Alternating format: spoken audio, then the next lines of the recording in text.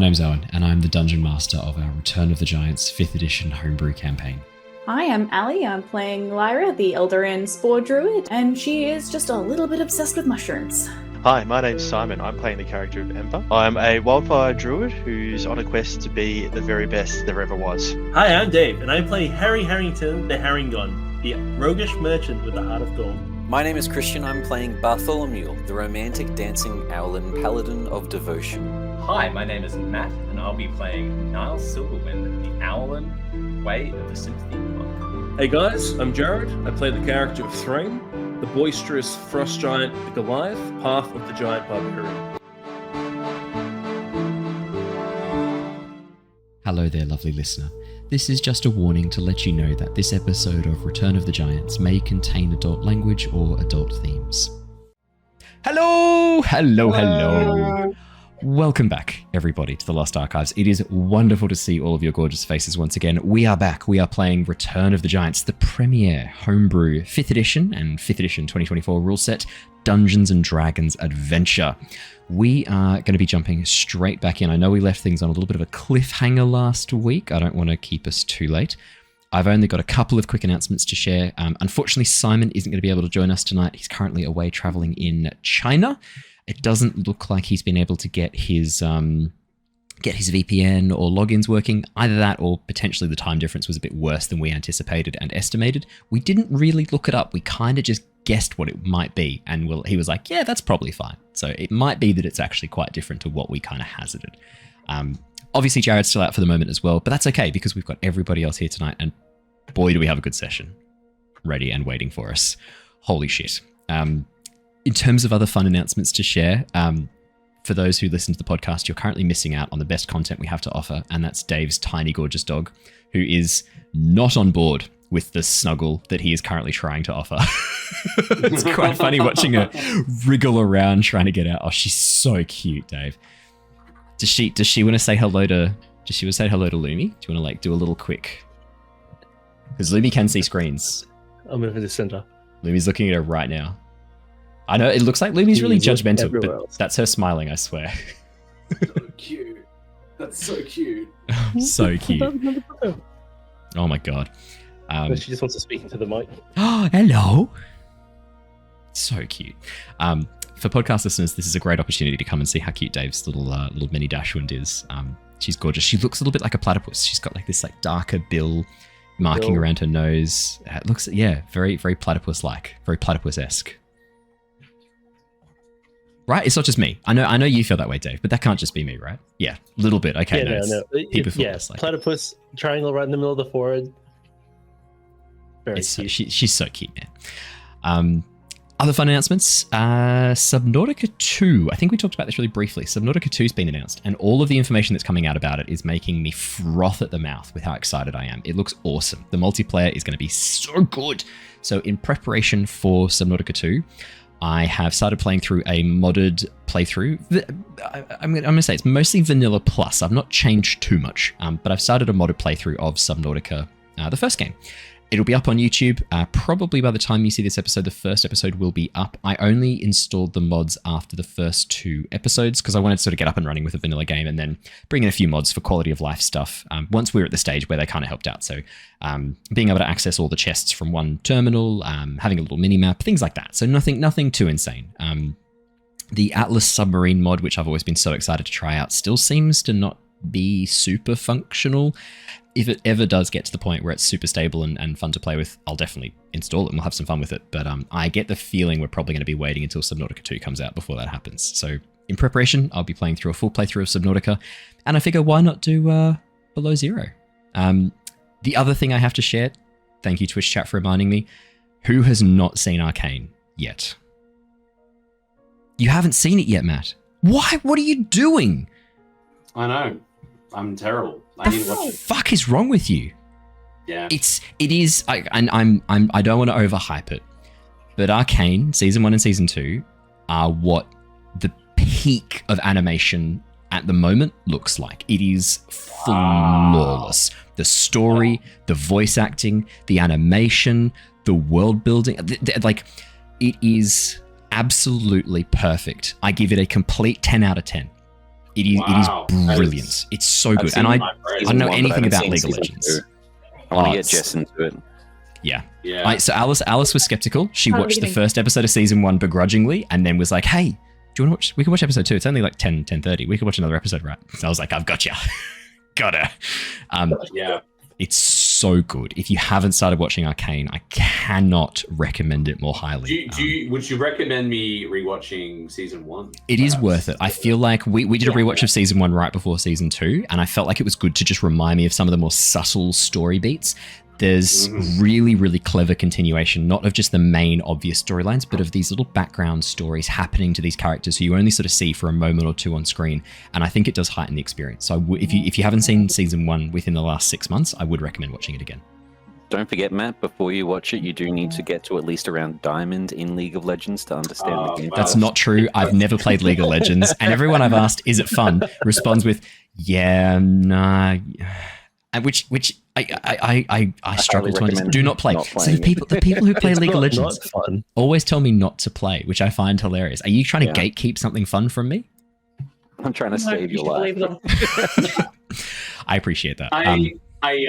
My partner's brother, when I first started going out with Sarah, actually, and I used to go over to her house. Her brother, I don't think he issued like 10 words to me in the first like year or two. Because that's all he did. He just was League of Legends. Like for hours. Like I'd be like, "Hey Jesse," and he would just be like, "Hey," and I'd be like, "Okay, that good, huh?" Yeah. Okay. I do appreciate you saving my life. Not playing League of Legends. I will stick to Subnautica, Outbound, and all the other little cozy, like the Wandering Village, all the other cozy games I play, where like it's kind of impossible to get addicted to them, which is good. Also, Jesse, if you are watching this, I'm sorry. He's not Jesse. He practiced this and demanded that we do this segment just so he could like dunk this shade on you. Oh my god. Alrighty, let's do our recap. Unless there's anything else fun to share with everyone, otherwise I'll jump in. I think I've kept us from the session long enough. Hey, nope. Everyone's looking so apprehensive. Guys, why are you apprehensive? It's going to be fine. You're certainly not about to face off against one of the toughest battles. It's all good. Don't worry about it. Let's do our recap and let's jump in. Yay. They're so excited. Yeah, Harry's going to find somewhere and short rest in the corner while everyone fights for 20 minutes and he'll join in after that. So it's funny you say that, but like one of the characters in Curse of Strahd is now permanently known as that short rester, who like, because he's a wizard and he's always going off and trying to take a little quick rest or a long rest or a short rest every time everyone else is like ready to get going. Are you going to be that? Are you going to be that guy, Dave? Yeah, I mean, I'm a warlock. I need my spell slots back. You do. You need your spell slots. That's very true. I get cranky now. So would that be like 1,000 rounds in combat? Yeah, exactly. You guys will be fine. Yeah, I'll catch you guys in 6 hours. It'll be fine. All right, let's do our recap. For a quick little 30-minute dirt nap. A dirt nap. That's not quite a rest dirt nap. that's not what that is. That's when you go down to 0. Which also dirt nap. Yeah. A dirt nap is when you get knocked to 0 and take a little nap on the ground. Oh, okay. Clear rest? Yeah. Short rest? Let's do our recap. The Tempest Adventuring Guild, a name now legendary across the lands of Nostea, is taking on the threat posed by the return of the giants to Nostea. Lyra, Niles, Harry, Ember, Threign, and Bartholomew are exploring the vast caverns of the Underdark, drawn below by rumours of stone giants taking over territory after forming some strange alliance with the Duergar. Having made their way deep through the treacherous terrain of the Underdark, befriending the deep gnomes of Blindenstone on the way, the party have now infiltrated the remnants of the lost stone giant city of Ton Tanur, the City of Stone Teeth. Entering the dwarven-controlled region of the stone giant city, the team soon found evidence the dwarves had been here for some time, converting sections of the city to their own needs. A large part of the operation seemed to be focused on the collection of giant metal to melt down, its unique properties making it ideal for strong but lightweight armor. Moving through the city, disguised as a Duergar and slaves, the team was surprised to find a lost stone giant wandering into the Duergar-controlled region. Wielding some strange corrupted magic of the giants through his hammer, Obsidian Foot, the leader of this deep dwarf enclave, created an elaborate illusion of the lost stone giant leader, Elder Hunmar, to banish the giant. The party continued on, but soon discovered they had drawn unwanted attention from the Stone Guard. Captured and brought to the command tower, the team was surprised to find an Owlin arriving at the same time. Niles immediately recognized the Owlin as his cousin Nyx, a fellow member of the Silverwind family with whom he shared a complicated past. Taking Niles away from the group, Nyx attempted to convince him to join her and Titus Silverwind, the patriarch of the family, against the Liang clan, the current family holding power in the Eris theocracy. Refusing to go against his teachings, Niles remained steadfast and turned down Nyx's offer to return to the Silverwinds. Meanwhile, back with the rest of the group, an enraged Obsidian Foot took out his frustrations on Bart, revealing that Bart's older brother Alphonse had betrayed him and handed him over to the Duergar, fully aware of the cruelty his brother would suffer at their hands. Taking advantage of Obsidian Foot's emotional state, Bart, Ember, Harry, and Lyra played on his paranoia, using their knowledge of the Heartstones and his deal with a devil to plant seeds of doubt about the agreement. At first, the plan seemed to be working. However, when Harry demanded Obsidian Foot check with his boss, the Duergar attacked the party, intending to teach them some respect. The timing of this didn't actually work out in his favor, though. Niles and Nyx arrived right as the sounds of fighting emanated from within the cells. The conflict soon spread outside the doors, the Duergar rushing forward to take out the perceived threat to their leader. With Nyx joining the fight on the side of the party, however, Obsidian Foot realized the danger he was now in and pulled the soul coin from his pocket, summoning the devil and promising it anything it wanted in exchange for getting Obsidian Foot away from the danger. With their master suddenly vanishing in a pillar of flame, Bart quoted the deal between the devil and Obsidian Foot to the remaining Duergar, creating a moment of confusion the party used to reveal what they knew. Showing off the ritual circle the devil had created to take the souls of any Duergar Obsidian Foot decided to sacrifice, a temporary truce was agreed upon between the Deep Dwarves and the party. Suddenly, a messenger arrived from outside the tower, reporting a group of stone giants attacking the dwarven encampment. The party all gathered in Obsidian Foot's study, hoping to come up with a plan, but while they were discussing their options, the room suddenly began to shake. Rushing to the door, the party looked down as the room was being carried away toward the center of the city by an enormous stone hand. Bart reclaimed his amputated wings and returned towards the ritual circle, intending to consider a deal with the devil. Right on cue, the devil arrived, revealing he had previously met with the party under the guise of the tiefling Vice back in Laspire. After some back and forth, where some of the party came very close to agreeing to give Vice the hammer in exchange for helping the gnomes and reattaching Bart's wings, the party decided against calling upon the devil's help. We left off last session as the room was suddenly dropped by the stone hand, crashing to the ground in a familiar space.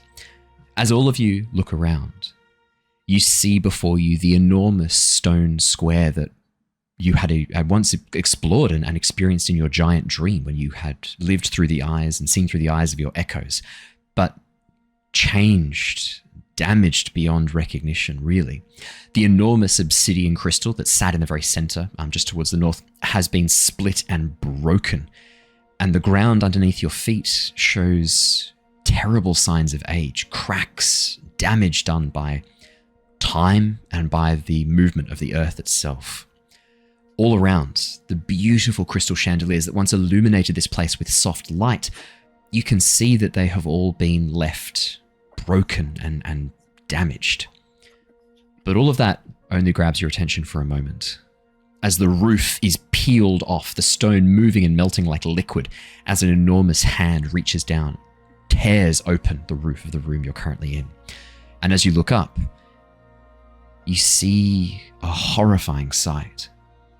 The stone giant leader, Elder Hunmar, but damaged, wounded, almost mummified looking. You can see part of his head is caved in, a section of the skin, a section of the skull cracked and broken. Standing on his shoulder, the hammer jammed into the center of his synapses, is the Duergar Obsidian Foot. And as you look at the clouded, grayed, necrotized eyes of the stone giant Elder Hunmar, I believe that is where we left off last session. I'm going to bring us across to a map, and I'm going to obviously start off our session with everybody rolling initiative, please. Oh, shit. Niles, I need assistance. It's very rare I get to start a session with initiative, but tonight... actually, I rolled okay. I would still love the help if you can help. So So let me just to switch. confirm, Oh yeah, Obsidian Foot is standing on the shoulders. Shoulder. Yeah, on the with shoulder axe of. embedded in the head. Yeah, the hammer's like jabbed through in the section of skull that's collapsed and broken. You can see the handle of Obsidian Foot's hammer pushing through into the synapses. The actual head of the hammer, you can't even see it from here. It's so buried deep into the head of this. Look, Lyra, you're a druid. You're a druid of the circle of fucking blight and fungus. He dead. This is a corpse being reanimated. You don't even need to roll for this. Like you know, you can tell. What I would be interested in is this? Oh god, I rolled a 1 on my initiative. just as well. You are playing the homebrew subclass, monk subclass, the Way of Sympathy, which allows you to, in moments like these, play around with initiative as you align your ki, align your energy. I think I updated. Did I update all the words to the 2024? I think I removed all use of the word key and changed it to like core energy or something, whatever it says. I think the new version says energy, life force. I can't bring Christian along for the ride. That's yeah. I beat you this time. What's happening? This isn't. You should bring Christian down to the net 16. one. Yeah. No, please, no. Nah, Come that's on. okay. Match yourself to Harry. You got 28. No, I have thoughts around this because rolling a net 1 is actually kind of interesting. You should move these guys closer. And Obsidian Foot's taking Oh, so you could like drag someone to you. I could bring him down to level 1, so you can all get your turns off first. So with the class, does it give the dice roll or the total result? Total result. Okay. So he doesn't add anything to it afterwards. We played around with the idea of adding things around to it, but just because of how complicated that would get so quickly, it was much easier just to match the initiatives. So I think just if it's okay, I will wait for all the rolls to go in before I decide on a line at this point. That's absolutely fair enough. I will quickly add in the initiatives of our 2 things here. The other thing I'll point out as well, as you look around the room, the enormous open stone, I'd almost say like city square or town square, is surrounded by stone giants. And you watch as this mummified, zombified, and reanimated version of Elder Hunmar bends down and peels off the top of the room, causing the ground underneath to crumble. That big clump of stone debris just to the south of you, technically that's where you guys are right now. I'll just move you over a little bit. That's the remains of the room as it is basically crumbled and broken open. And this is actually the room that we were in during the memory sequence, correct? You've seen this place before, but it looks vastly different. Whereas before it was beautifully maintained. There were signs of age and signs of very light decay. But this is completely different. I mean, in the very center, that enormous circular dais in the very center that was once covered in this beautiful crystal lattice, metal filigree, and this design almost of what looks like a trifoil or trefoil, that's gone. There is just broken debris. A large section of the roof looks to have smashed down and destroyed whatever mechanism was once there, and it's just gone completely. This is the decay of the stone giant city. And you remember at the very end of your giant dream, when you played through the rest of the vision, played through the rest of the memory, you kind of saw this happening. You saw the giants prospering, growing, and then the city was already crumbling and falling apart before the stone giants disappeared. The massive stone elevator to the surface seemed to, yeah. Can I also just, I mean, obviously the giant king before us, Elder Hunmar, is looking not alive, obviously. But does he look like he's been dead for a long time? Or like a short amount of time? Just like at a glance. Yeah, as you look at the corpse, it's mummified, almost petrified. Oh, wow. It looks like it's been here for a while. Interesting. I am happy, not happy to share, but I share. I don't know why I'm applying an emotional state to that statement. Yeah, I'm happy to share. He looks like he's been mummified. No, that's very interesting to know though, because based on our understanding of how the giants have returned, it may lead me to, because I was under the impression like maybe he came back and then was killed and been resurrected. But if he's obviously been dead for a long time, that kind of well, that's the thing. Do we know how long stone giants even live for? Because the visions we had, they were like distant past. Dinosaur times. Yeah, I wouldn't say dinosaur per se, but like the very distant past for sure. Would you say mummified or fossilized? Oh. So, this is sort of getting more into like, Lyra, you're a spore druid. More fossilized than mummified. Right. Because mummified implies there's constant airflow active, kind of thing. yeah, that there's been an active. Exposed. I will say this one thing before we sort of go too much further.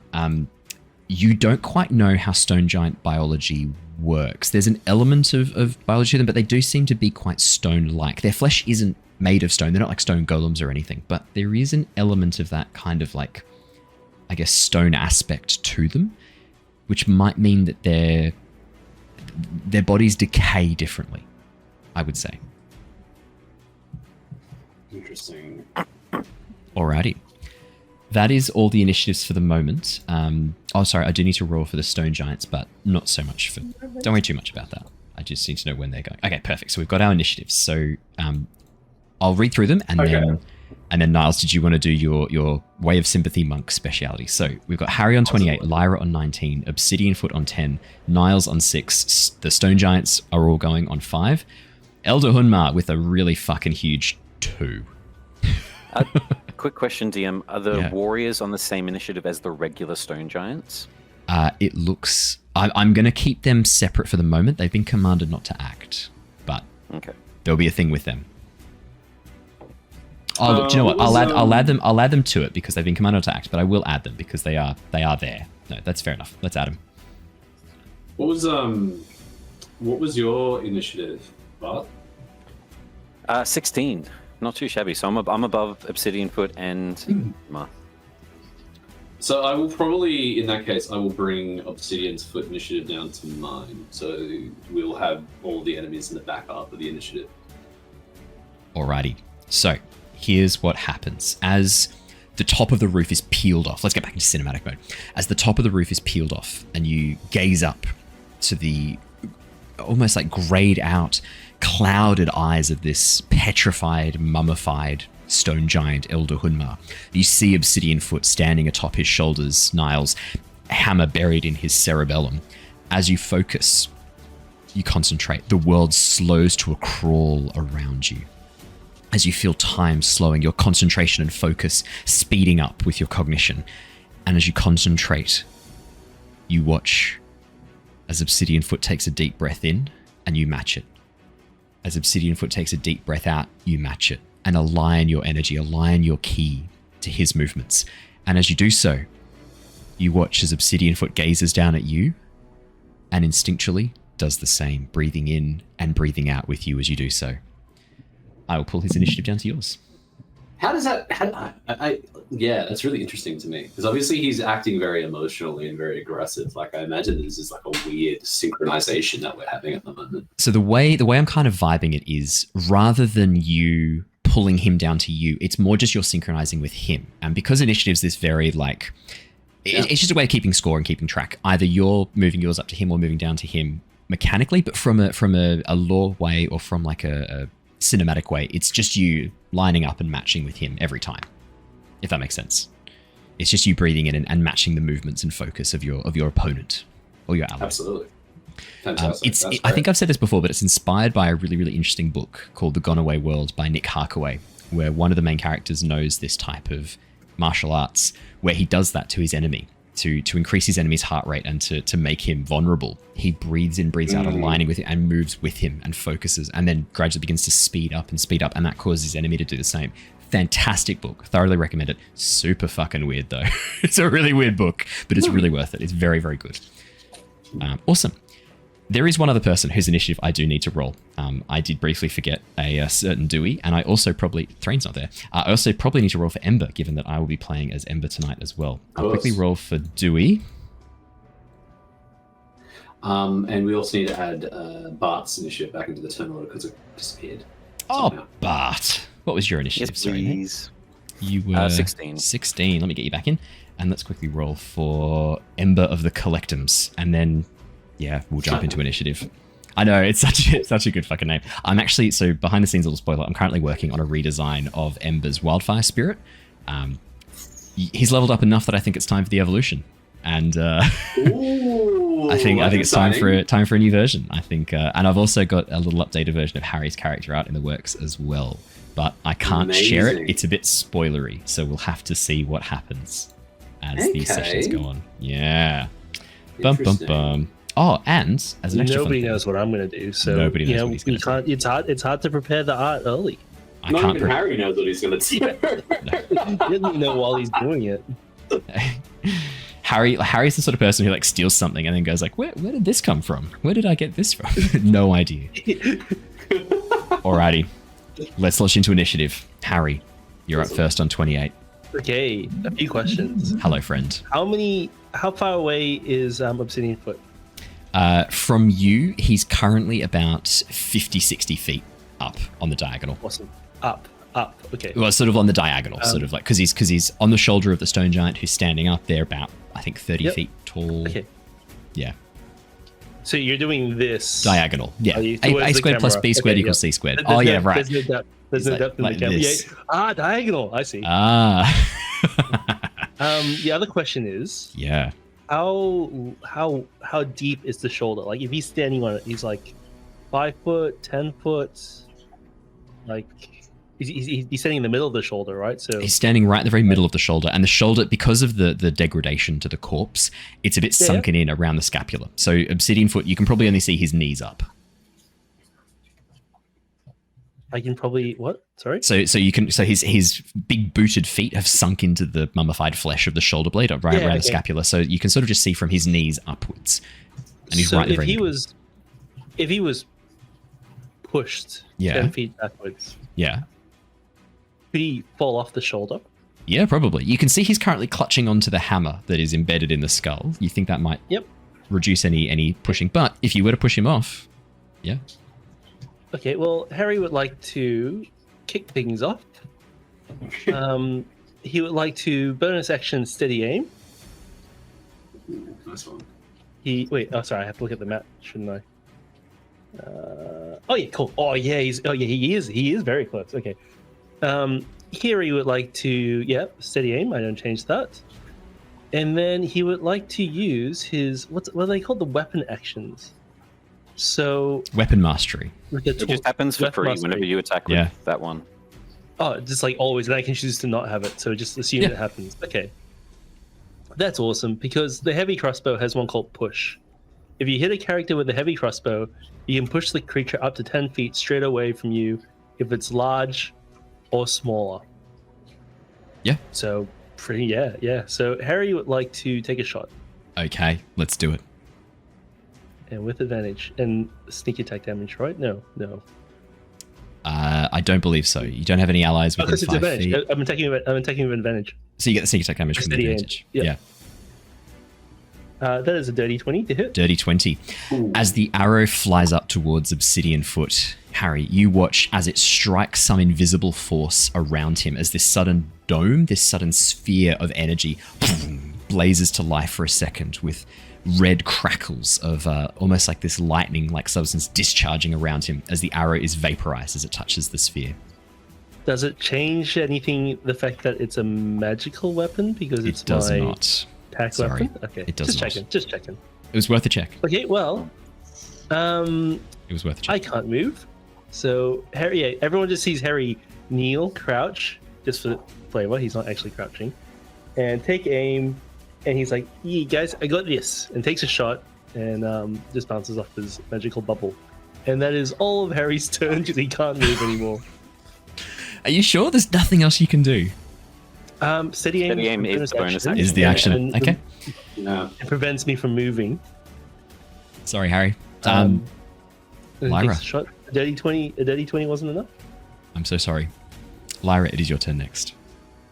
All right. So the first thing is, I'm sort of going to try and point out to the others. I'm like, hey guys, where all of the braziers?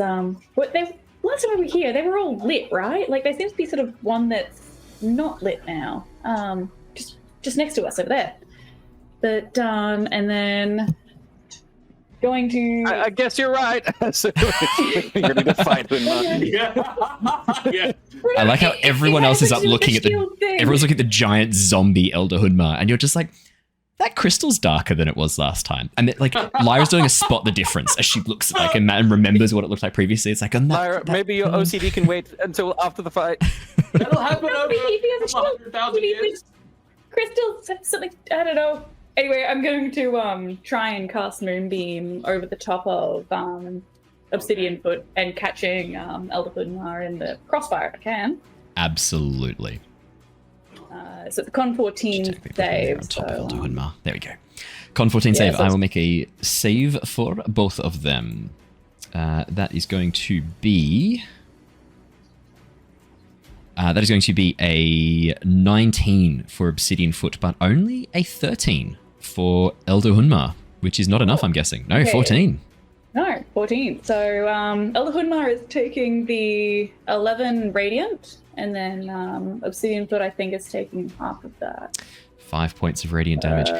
As the moonbeam blasts down from above, you can see Elder Hunma clearly wasn't expecting this sudden display of magic. He was prepared for you to be unleashing arrows, weapon attacks, maybe even magical blast directly, but this sudden energy from above catches him off guard, and you watch as this radiant energy blasts down from above the ceiling as Lyra, you create this portal to the Feywilds and the moon of the Feywilds above you as the light shimmers and burns through. As it strikes upon Elder Hunma's face, the giant doesn't even react, but you hear a collective cry from the giants around as this zombified Elder Hunma, the top of his head begins burning away, and you watch as the flesh begins to burn and vaporize underneath the blast of the moonbeam. Obsidian Foot takes a bit of the damage too, but you watch as he holds his arm above his head, shrouding his eyes from the light, and goes, "You're going to have to do better than that," as he calls out. All right. In that case, I'm going to, for my bonus action, use my last Swampy that I've got left. And then move... where is that out of the way? There is nowhere. Welcome to the Stone Pit Arena, basically. Oh gosh, okay. Gonna go over there and call it there. Alrighty. Anything else on your turn? Nope. Should be all good to go. Awesome sauce. Bartholomew of the Liang clan. It is time to avenge your fallen wings, which you are currently still holding in your arm. Your two dismembered wings, I should add. Oh, didn't we? I think we chucked them in the bag of holding, didn't we? Oh, you did. You did chuck them in the bag of holding. Apologies. You are not still holding. Unceremoniously just stuffed them on in there. Just... Yeah. Well, no, it was a big thing because people were was. saying maybe they could be reattached, and I was like, I'm not ready for that yet, and so we decided to shelf it for now. You specifically remember Lyra mentioning something about a flesh sculptor? That sounded ominous. Yeah. Yeah. But she said that the flesh sculptor made her a whole new body, so like by that logic, wings should be easy. I mean, I prefer the term bodybuilder personally. Bodybuilder, I bet you do, but that's not what that's not what it is. It is a flesh sculptor. Okay, well, for Bartholomew's turn, at the moment, It was Rizicik, wasn't it? Yeah, Rizicik. he still wants to finish off Obsidian Foot, but the short interim that occurred here, traveling here, talking, the interim between the fight with Obsidian Foot and finally seeing him again now has calmed down Bartholomew, despite obviously seeing his wings and everything that's occurred, and a bit more of a clearer head. He's focused on what needs to be done. Seeing Hunma in front of him, recognizing an undead creature, something that he should hopefully be able to specialize in, as the necromantic energies being quite the opposite to these Zen-like powers that seem to come from himself. Going to take a step in front of Ember, and to everyone else, I'm just going to say, I'll try to take on the giants one-on-one. If you can, split them up, focus on Obsidian Foot, and then with the tiny little bit of speech left in giant is just going to shout out, "This is not your king," and I'm going to try to make some attacks. I'm going to use my... So I realized something in between the sessions. I'm going to use my amulet for a third channel divinity. I thought I was out, but I forgot that they did that.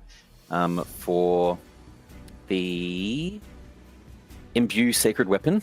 So +4 to attack rolls, 20 feet of bright light, 20 further feet of dim light, and dealing radiant damage. But I'm going to be using the Dawn Blade, so it's already going to deal that anyway. Yep. But specifically just the light and the +4 to the attack roll. And let me just check with the new Divine Smite if it is retroactive or if I do it before. Which you take immediately after hitting retroactive. I was going to say, okay. Pretty sure it's after. I don't think there's anything really giving advantage to this. No, okay, just a flat attack roll. But a +4 that I can't add on to this. The Dawn Blade will come out. Natural 20, yes! Holy shit! Yes. We're starting strong. We're starting strong. Let's go! Perfect. Okay, so I'll explain what's going to happen first, and then I'll do all the math stuff after, so we can keep the hype train going. So the Dawn Blade is going to come out. Lolth's energy, but a whisper of it at the moment. There will be a shimmer of webs that may occur as I am going to Divine Smite, and the weapon has some adverse effects to that at the moment. Yes, it possibly does. But under my feet, as I've been walking, the symbol of that almost holy pentagram on the ground, a complete opposite to what summoned the devil, has been following me. I still have that protection from good and evil around me. And the same as what's happened on many, many times, Satine is going to follow up from the Dawn Blade, the blade itself being just white light. And I'm going to try to carve up just through the center of Elder Hunmar, across the front of his chest. We're going to stack on... I was going to use my free Paladin Divine Smite, but that's only a level 1/1. So I'm going to use one of my remaining second level spell slots. Oh my god, we're going all in. Which is going to be 3d8 plus yeah, you're D8. out of level 1 spell slots, aren't you? Yikes, it's only the one level... Yeah, okay, yep. That was my second last spell slot that I have. Oh boy. So I'm hoping that this can... It's not obviously not going to take him out, but a big chunk. So it's going to be 3d8 plus 1d8 because it's an undead creature. Divine Smite is that's the plus side, I guess, to it compared to other smites. It deals an extra to fiends or undead, so it's going to be 4d8 from that. Yep. 1, 2, 3, 4. I'm going to, because I Divine Smited with Dawnblade, it adds on an extra d8, and then because this is an undead, the Dawnblade adds on an extra d6. If it is an undead or fiend creature, so it's a combo of this being an undead and it being a smite, so more things stacking. I know the Moonbeam is there, but I'm just realizing that I've caught him off guard for this one moment. I'm going to sink everything into it. So I'm going to put a Stone Giant strike into it as well for another d6. And then the blade itself, this is definitely a time to go Nova if you can. Yeah. 100%. Okay. And then maths, because I'm just going to add the modifiers to it. I'm just doing it as a custom roll on D&D Beyond. Yeah, and then we'll just add the full dice on top. That's easy. Yeah. So we've got 3 from my modifier, plus 12, plus, so 15, 6 times 8, plus 15, 78 damage on top of this roll. This is where if a paladin crits and drops a smite and is using all of this stuff, like this is what a paladin is. Paladin is a divine Nova moment. This is exactly what it is. 35. Okay. Let me quickly do the 113, I think. Yeah, 113. Alrighty. Yeah, that first strike stepping up. Obviously, I'm not going to split Hunmar in half, but I want to just cut the center of his chest in the hopes that it's innards falling out, ribcage exposed. This can be enough of a shock to the giants. This is not your king. This is what you see. As you rush forward, Bartholomew, the light shining from your blade, the apparition, the holy light apparition of Satine behind you, as you pull the blade up in this like samurai rising motion, cutting through the chest, carving through into the body. You watch as the light cracks across Elder Hunmar's skin, as this multitude of fractures and breaks begins to shatter and spread like a web across his body, as light begins to shine through. You watch as the body begins to shake and crumble, large sections breaking off and falling to the ground, and as they do, the light burns them away into dust, until all that is standing before you is this desiccated, skeletonized remains of what was once the Stone Giant King. From all around, you hear the stone giants begin to wail and cry, the language unfamiliar. Eleho! Eleasa! As they begin almost calling out in pain and in anguish. There's two things I'm going to need you to roll for me, Christian. One is a D100, and the other one is to add a charge to your Loth Sunblade. I was going to say, if we can go through all the things one by one, because there's a lot of stacked effects here. Can I first of all get a strength save from Hunmar to not be pushed back from the stone giant strike? For sure. That is going to be a 16. Yeah, it makes sense. Strength for a giant. Plus He's not 5. pushed back. Mm-hmm. Yeah. It's only plus a 6, DC sorry. 13. Yeah, plus 6. So he's not pushed back. I do have the because the Dawnblade is a long sword, and I do have the fighting style for that, which is sap, I believe. Yeah. So disadvantage on his next attack roll, which I'm hoping with my got it marked plate off. nail. Should make it easy for me to tank this gigantic skeleton for everyone. And then we do have the Dawnblade's curse, being a weapon sworn to Lolth. So it's a... So you add a charge and then just roll a d10, and you want to roll above the charges accrued. So I think you're up to 4 now, right? Or 3? 3. I haven't had too many chances to smite, funny enough. So I don't want a 3 or lower. 3 or lower is bad. Oh my god! That's a 4. Wow. Yikes. Okay, so the charge stays on. Nothing happens. It's 3 charges, nothing occurring. And I think the spider hilt does not animate, and the horrible things that can happen to you do not happen. That's all the stacked effects done as the flesh is worn away. I still have a second attack, but just in case. Well, actually, you said the D100 as well, right? Yes, please. There's one more thing I need.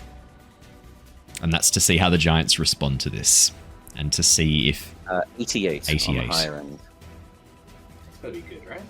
As you look around... Wow, you don't know which way the scale goes. I don't know. If it's Channel Divinity, we're fucked. As you look around... what, for better words, I could only say is an arena at this stage, what this place has been turned into. As you look around at the crowd of stone giants, the ones that you can see gathered around you, the 8 or so that are on the stone dais, that is just the ones that are standing close enough to you. You can see all around, clinging onto the sides of the stone buildings, emerging from inside the city. There are 10, 20, 30 other stone giants. And as you watch their grief outpouring at the sight of their king, you assume at this point there must be some magical effects. You've seen Obsidian Foot, you've seen Melgrim use this effect to disguise himself as Elder Hunmar. It's no great leap of the imagination that you think something similar is kind of happening here. And then you watch as one of the stone giants pauses for a moment and squints, looking closer, and then looks up and to the left, just a touch, as he suddenly spies a certain deep dwarf hammer hilt embedded in the head of the giant. Little rat has been discovered. Mm-hmm. And you watch as the stone giant recoils in horror, grabbing his companion and grabbing their companion, I should say. Stone giants are very hard to tell. They all look very, very similar. Grabbing their companion and pointing. I think, actually, didn't we discuss they're basically... I think we changed it so they're basically genders. They're like androgynous, right? Yeah, androgynous, yeah. So as they grab their companion and point, you watch as the stone giant, crying, points and then pauses, rubs their eyes, and you hear... This is just the ones over towards the southeast, by the way. You hear... Eta isi angor? those of you who are currently synchronized with your giant echoes, which I believe is all of you, Yeah. you feel this buzz from your hands, this vibration as your hands begin tremoring for a moment. And then suddenly the connection opens. Is this the dream? As the stone giant looks up at Obsidian Foot on the back of Elder Hunmar. That is spicy. There will be more happening on the stone giant's turn, but for now, that is all you see with your 88 on the D100 roll, Bartholomew. I think Ali had a question as well, just before I get to the second. Oh, no. All good. Solved by the hand translator. I was going to say, if we didn't have the hand translator, my comprehend languages, I think, is still up. Lyra, you hear, is this the dream? And from the beginning they go, what is this? Mine eyes doth clouded, as they stare up. Okay. The second attack is going to come through with the Dawn Blade. Yep. I only have one bonus action, so no smites being chucked on this one. Just attempting to deal more damage. So a 18 plus 4, so a 22 to hit on That hits. Hunmar. Definitely hits. Lovely. And by the way, just in case it's prevalent, all of this is radiant damage. It is. No I've slashing. got that noted. It is very prevalent. Is that Absolutely. a +4 or a +6 with the double blade? It's a +4 on top. So it's a +6 normally, +4 on top of that from my Sacred It's a Divinity. +1 magic weapon. +10 to hit. Yeah. So +5 from your modifier, I believe. Or so it's a +1 magic weapon, +5 from your modifier, and then you get the additional +4 from your channel divinity. Correct. Oh, wow. Yeah, it's nuts. Fucking so- paladins. The 2024 rule set did not nerf them in the way they needed to be nerfed. I think we can all agree on that. We can all agree on that. Yeah. The one-handed slash actually did more damage than the two-handed. Yeah. 11 points of radiant damage. Brilliant. I shall mark that off. As you just cut through the calf of Hunmar, you watch as Hunmar stumbles a bit, and you see clutching to the top of the hammer, you watch as for a moment Obsidian Foot almost loses his grip and tumbles to the ground, but tightens his grip on the hammer, looks down and goes, "You bastard! What the fuck have you done to my puppet?" As he looks down at Elder Hunmar, seemingly jerking and unable to move in the same graceful elegance you saw before.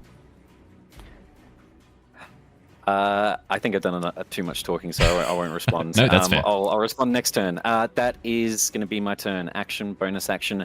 I don't want to move anywhere because I want to keep myself between the party and Hunmar in hopes that the armor and my protective magic and everything can sort of face tank. Absolutely. Just a casual, 120 damage? Yeah. Almost total. If we add that all up, about 125, 126 points of damage. Actually, I can tell you exactly how much it was. 124 points of damage total. There you go. Yeah. Jesus, that's crazy. Alrighty. It is Ember of the Collectums go next. Ember's going to try something a little bit cheeky after watching what you just did. Bartholomew. Ember is going to rush forwards, and he is going to cast Disguise Self on himself to make himself just it's only 1 foot taller or shorter. Nah, it's not worth it. What he's going to do, he's going to rush forwards, turning towards the giants, and he's going to call out. Yeah, it's not. He wasn't going to disguise himself as Hunmar. He had another idea, but he's going to rush forwards, calling out to the giants and pointing. Do you see there? That is not your leader. You have been deceived by magic. The magic of your stones turned against you. We must destroy this figure that has corrupted you. We are here to save you. I am Giant Kin. I am of the Firbolgs. I am a friend to the stone giants, and I will do what I can to help you. But you must awaken. You must awaken from this dream you are in. As Ember calls out to them. I'll do a persuasion check for Ember. He's reasonably persuasive. That's an 8. Yeah. It's as Ember calls this out. It's not that they don't listen to Ember. It's more that they don't hear him. In the focus of what's just happened, those that are grieving the loss of their king, seeing that, oh, we've had advantage. Okay, we've had advantage. All right. Just in time, Obsidian. Oh, I will roll again with the advantage for Ember. Obsidian, let's go. Oh, it's a 7. I'm so sorry. I'm so sorry. Oh man, that's right. I'm so sorry, Simon, that I'm making your character look like he's fucking incompetent. Oh, no. Dang it. Dang it is right. Dang it. Dang it is right. That is, holy shit. As it seems like the stone giants that are grieving the damage, the broken form that their king has taken, they seem too distracted to listen to this tiny, insignificant speck. And those that are pointing out, the two that have suddenly realized and are now starting to get the attention of their comrades, pointing to Obsidian Foot on the back of the stone giant, they're focused on that. There's no real recognition of what Ember's saying. Unfortunately, they just don't hear in this moment. It was too soon. Their focus was elsewhere. And as Ember kind of realizes this isn't quite working, he is going to make a few steps down towards this area here as he makes over a little bit towards where Lyra is standing to join you, Lyra. And you watch as he summons the fire within his hands, and he's going to ready a wall of fire. He's done he's going to ready a wall of fire. That'll be his full turn. If it looks like any of the giants are rushing forwards to attack you, he's going to create a wall of fire, basically to protect the group and to go through the middle of Elder Hunmar and Obsidian Foot and just literally catch anyone who's in the way. All right, that's Ember's go. Dewey! Dewey is going to immediately move away from the giants, running towards the back of the group as he gets towards the back of the room, stops as he realizes there's 2 more giants standing right there at the south, just beyond the other side of this bridge. You watch as he pauses for a second, looks around, clicks his fingers and vanishes, turning invisible. It's probably wise. Next up, well, it looks like he might be planning something. You don't see what happens after that because he goes invisible. Planning saving his own fucking skin. Who knows? Who knows? Lyra, you feel a sudden cloth around your mouth as Dewey chloroforms you and drags you back to the Feywild. No. I knew it. No, I'm kidding. Okay. The Stone Giant Guardians. The Stone Giant Guardians had been commanded to stay back. That was before Bartholomew basically skeletonized their leader. You watch as the 2 Stone Giant warriors look in horror, draw their weapons, and call out this almost like bellowing horn-like noise. As they both begin to rush forwards. This is technically going to trigger Ember's Wall of Fire, so I better put that down too. Let me chuck a Wall of Fire down as Ember triggers off his... What's the best looking Wall of Fire? Is it going to go up behind? He's going to catch them so that they and Elder Hunmar and Obsidian Foot all get burned in the fire. Because that's what Simon would do. Simon would basically drop the Wall of Fire on the top of Elder Hunmar as the giants rushed forward. So basically, I'm saying he's held action. Yeah. Yep. Exactly right. That'll do. Could we ask for a specific line? Yeah. It'd catch one of the giants first. Can't see that. But could we do it diagonally? So that it catches this brazier. You want to try and light the brazier with fire? Yeah. Okay. I think that's, absolutely. I don't hit the giant's end in that sort of diagonal line. Also hit the brazier. Just worth a try. I mean, would Ember do that though? Oh, I think Ember would. I mean, Lyra did call out about the.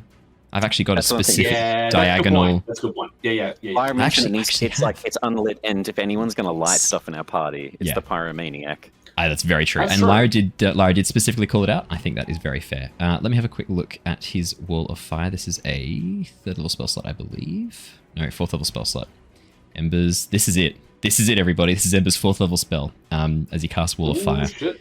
60 feet long, 20 feet high. I think he's going to go the full 60, right? So you want it to kind of get the brazier. What's... It's so big. Oh my god. So 5, 10, 15, 20, 25, 30, 35, 40, 45, 60. Holy shit, look at it. It's so big. That's what he said. You watch Simon's going to love this. As the 2 stone giant warriors begin to rush forwards, their feet pounding into the earth with this like echoing vibration that seems to rock and shift the ground underneath your feet. You watch as Ember, holding the flames in his hand, turns and smiles at you lot, gives you a little bit of a wink, and unleashes the flame. And you watch as Flicker dives through, pulling the flame from his hands and rushing forwards, almost like a phoenix dragging the fire behind her wings as this wall of fire leaps up around Obsidian Foot, Elder Hunmar, and the Stone Giant Warriors who rush into it. Like those thermite drones. Yeah, basically. That is going to be a dexterity saving throw for every creature that tries to enter into this. Yeah, that's going to be pretty rough. Let's roll some dex saves. I better roll one for Obsidian Foot. Oh, -3 to his dex. He's not very dexterous. Ooh. That is a... that's a 16 from Elder Hunmar, but a 4 from the first Stone Giant Warrior, a natural 1 for the second Stone Giant Warrior, and a 10 for Obsidian Foot. That's going to be 24 points of fire damage, my friends. Whoa. You watch. Oh, Elder Hunmar's going to take half. Elder Hunmar's going to take half. Okay, because he passed. Okay. Oh, that was almost very spicy. You watch as Obsidian Foot, the flames burning up the side of Elder Hunmar's body. Obsidian Foot begins swatting away at his clothes, trying to put out the flame as it burns across him. The 2 Stone Giant Warriors just run straight in the middle of this, taking the damage and burning as they try to rush forwards. They do take damage, but they are going to get through the wall of flame, both of them, as they rush forwards. That is going to be... Alrighty. It's going to be some attacks. He's going to rush up here. As they rush in... Actually, sorry, Flicker's going to be over there. They're going to rush in and try and defend their king, defend their leader, their elder. So the first attack is going to be against Bartholomew. Bartholomew, that is going to be... bear with me, sorry. I've got to roll lots of dice. 1, 2, 3, 4. Okay. The first attack is going to be a 18. Does that hit you, Bartholomew? 18 misses. The second attack is a 20. That does hit. Alrighty. That is going to be 21 points of bludgeoning damage as the club slams down on top of you. If it makes you feel any better, I rolled 2 of those dice at the maximum value that I could have. That doesn't make me feel good at all. No. Oh, okay. Sorry about that. That's a shame. I have that's to what do happens. a concentration check. So DC 10. Okay, got it. For protection from good and evil. Yes. 16, that is a pass. Yeah, because 21 halved is still 10. That is going to be an attack against Ember because he unleashed the fire. That is going to be a 10. That does not hit Ember. And the last attack is going to be against... Dave. Could you roll me a d4, please?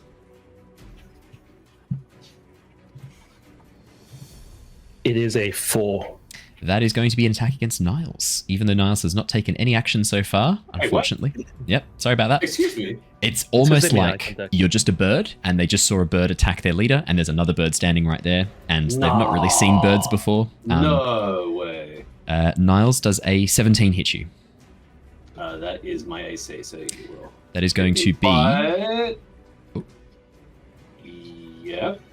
Okay. Tell me what it is. That it sounded like you had something you could try and use, like a deflect. Oh, you're going to use it anyway because you need to damage. I am going to use it. That is going to be 19 points of bludgeoning damage. Yeah, I'm definitely going to try and deflect that attack a little bit. Checks out. Cool. So it's 1d10 plus 12. That is correct. This is brutal. It's almost like these giants have no chill.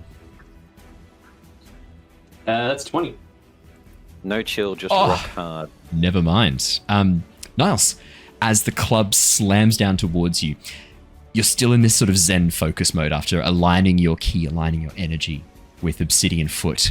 And as the club comes towards you, it's almost like, you know, like in Kung Fu Panda when like the time slows down, you just like pause, look up, see the club, you reach up with your claw, move it to the side with the barest hint of pressure as you move yourself at the same time, your wings pulling out around you as you flap up, dodging over the club as it slams into the ground.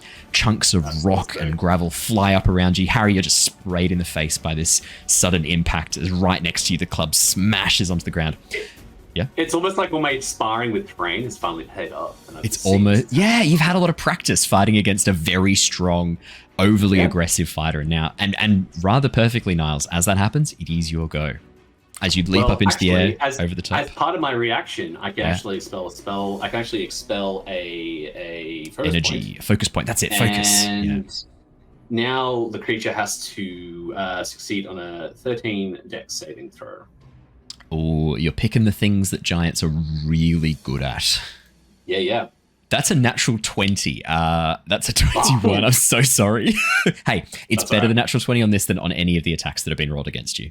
That's very good. We'll burn that 20 off. If you had to pick the nat 20, a dex save's the best place to waste it. That's very true, actually. Now, this is interesting. You do go before Obsidian Foot just because your dex is higher. I do. You do. Now, looking at the map, this is a little bit of a confusing one. Because we are playing with a bit of verticality here. We are a little bit. Niles wants to do something kind of fucking nuts. He's going to use his bonus action to use Step the Wind. So basically disengage from the stone giants. And he's going to launch himself up into the air to try and get over the giants. And he's going to try and crash tackle Obsidian Foot off the elbow. And hopefully knock him into the fire. Oh, shit. Yeah. Fuck yes. Just a reminder, as you enter into this flame, you will be potentially in a bit of trouble. That's okay. You will have to. It's a dex save, though. It's a dex save. You're good at dex saves. Dex save. I'm very good at dex saves. That's okay. I'm still going to do it, though, because I think this is kind of fucking sick. So Niles is going to do that. He's going to fly on over into, I guess, here. Yeah, as you rush forwards. Cop that flame in the face. Yeah. That's right. As you vault over the club, your wings extended, you flap down, using the heat from the flame as like a thermal, as you shoot up over the top and then strike down. I will need a dex save from you, please. That is okay. Fortunately, I get a +4 as well from... Yes, you do. You're in the aura of protection. Yeah, cool. So that's going to be 24. 20 +4. Yeah. That is a pass. You are only going to take half damage on this, which I believe was 12 points of damage. 12 points of damage. That's fine. Oh wait, hang on. Can Ember use? I'm just trying to see. Does Ember have anything that can help prevent fire damage to his friends? No, I don't think so. I think that's only the evocation. Yeah, I was just double checking just in case I was missing something, but yeah. That's fine. And then I will just try and with the unarmed attacks with the 2024 rule set, I can actually, because if I was to shove Obsidian Foot 5 foot off the shoulder, would he fall, or would it be is big enough that he would just kind of fall back further on the shoulder? Oh, so because of the width of the shoulder, if you pushed him 5 feet back, he would be going over the side. There'd be a chance for him potentially to make a dex save or something, but he'd be going over the side. Well, I'm 100% going to do that. So I'm going to just use my attacks. They're just going to be unarmed strikes, so they'll just be the +8 just to see if any of them connect. So I think that's how it works. That's probably not going to work for a 4. 12 is not quite enough, sorry. Or, well, how about that? That's a 21. 21. What's Elder Hunmar? Yeah. Yeah. Does your fist make it through that red shield? Is the question. As you strike forward, Niles, pushing down from above. I needed to check 2 things. There's two factors that contribute to that. Okay. as you strike down from above, the flames burning across this dais. You watch as the crystal candelabra, the crystal light that was around this is engulfed in flames. And as you strike, Niles, your fist slams into the edge of this energy barrier and pushes through. Yes. Oh, fuck yeah. All right. Awesome. As you reach forward and slam into Obsidian Foot, would you like Do to I also get a feel for what type of energy that is? It feels very much like some sort of magical barrier. Oh, okay. Unfortunately, I was just wondering for disrupt.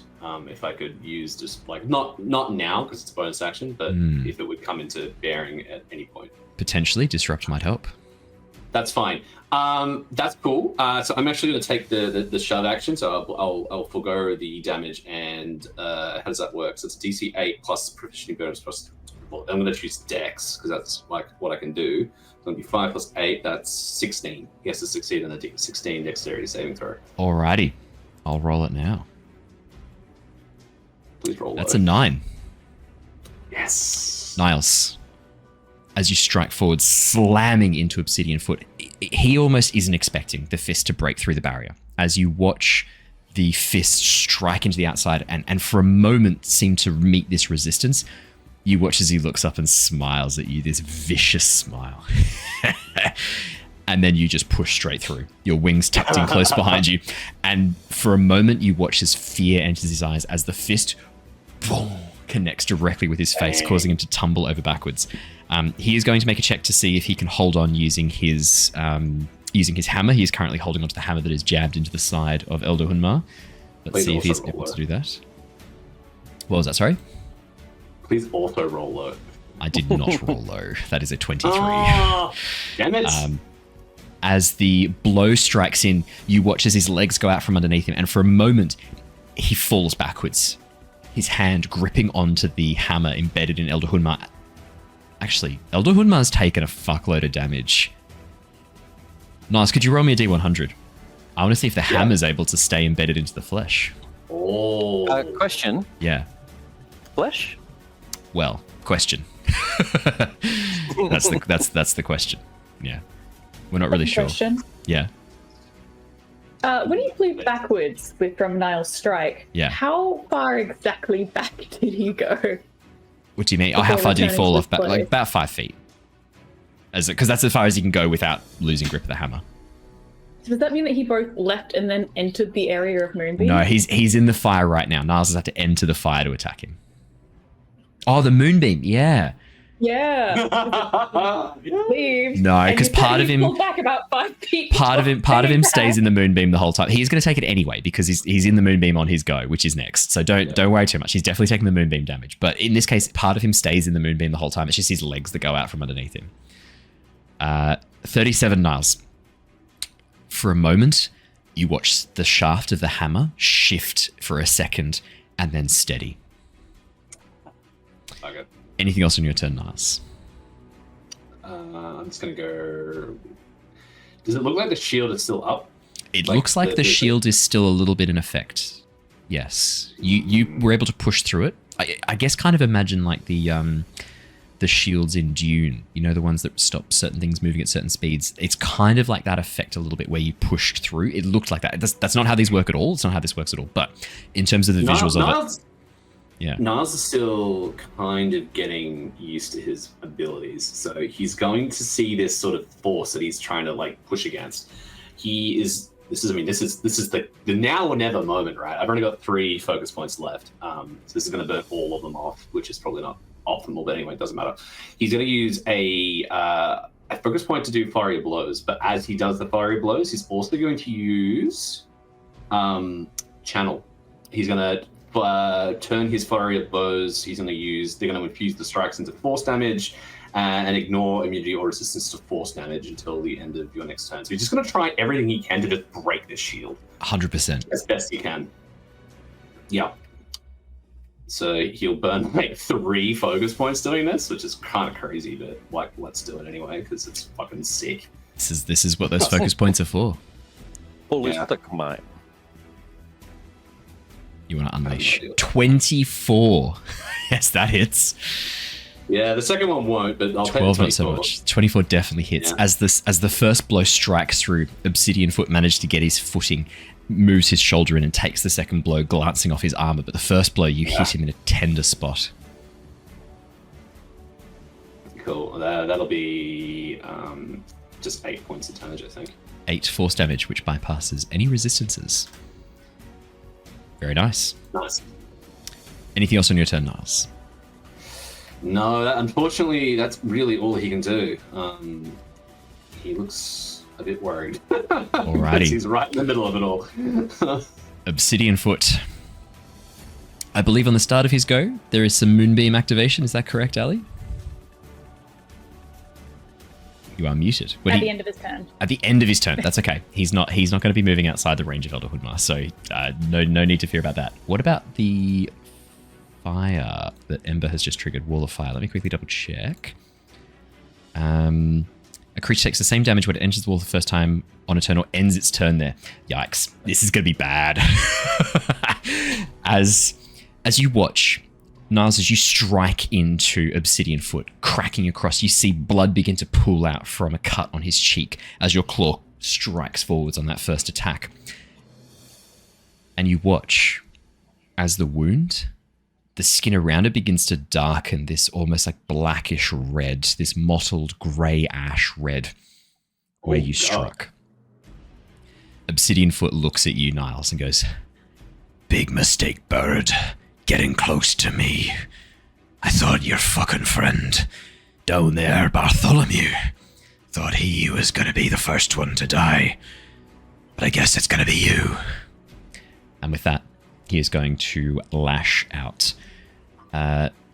This is going to be a... You know, I said before, it's really good to get those natural 20s out of the way early on. Did you just roll one? I may have just rolled a natural 20, Niles. I'm so sorry. This is gonna be pretty bad, mate. I'm really sorry in advance. Yeah, that's cool. That is going to be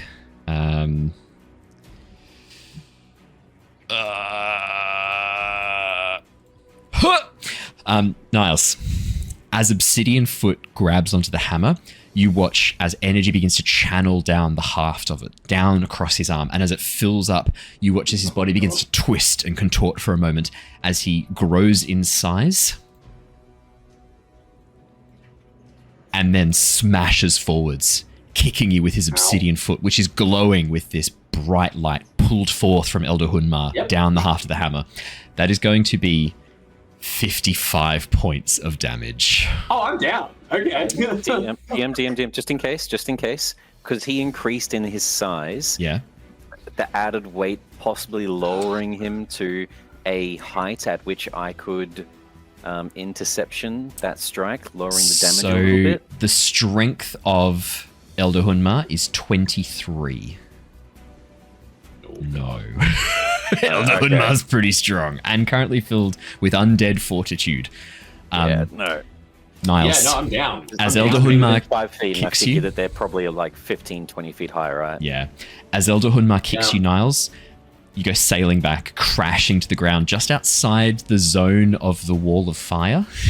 That's fine. Because you fall on an arc. You fall just outside the zone of the wall of fire, crashing to the ground right underneath the feet of one of the stone giant warriors.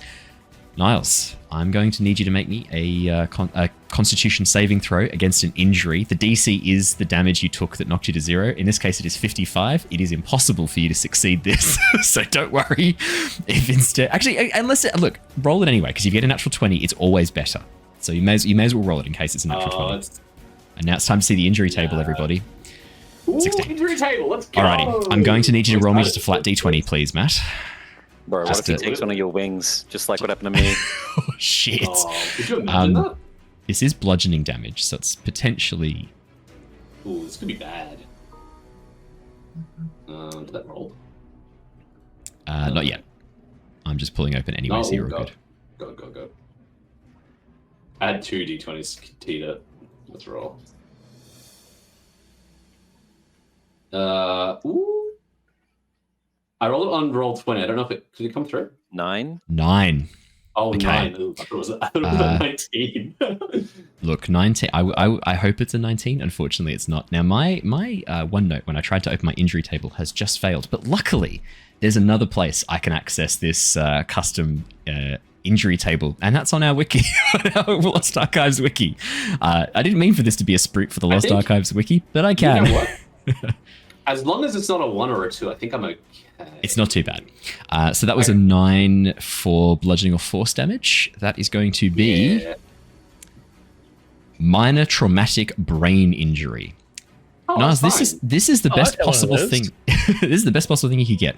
The concussive force that you have received has resulted in a minor traumatic brain injury, giving you disadvantage on intelligence, wisdom, and charisma checks, as well as concentration, and concentration checks. So constitution saving throws, but specifically concentration checks. The injury will self-resolve after 3 weeks, or moderately powerful magic can be used to quickly heal the damage to your brain, i.e. lesser restoration. That's fine. Could be way worse. There you go. If you had rolled a natural 1, if you'd rolled a 1 on that, it would have been major traumatic brain injury. Yeah, that's the bad one. Which is not so great. If it's disadvantaged, does that also mean all of his passive skills have a -5, like passive perception, investigation? It's a good point. I hadn't included that as part of it, but I think if you've got some sort of minor traumatic brain injury, which is a step above a concussion, you probably aren't very perceptive anymore because of the... So yeah, I would argue, your perception's a little bit affected for this. Yikes. Obsidian Foot is... That's a good point. Stop, and so I'm like, if it's affecting your wisdom, like disadvantage, that's your passive as well. Don't worry, Matt. You're about to get your own back because if Obsidian Foot could finish his turn, he is going to make his second attack against the other Owlin that has wronged him. So, on the back of Elder Hunmar, you watch as Obsidian Foot looks down at you, Bartholomew, smiles and goes, "Well, that's one birdie with his wings plucked. Let's finish you off too." As he looks down, that is going to be.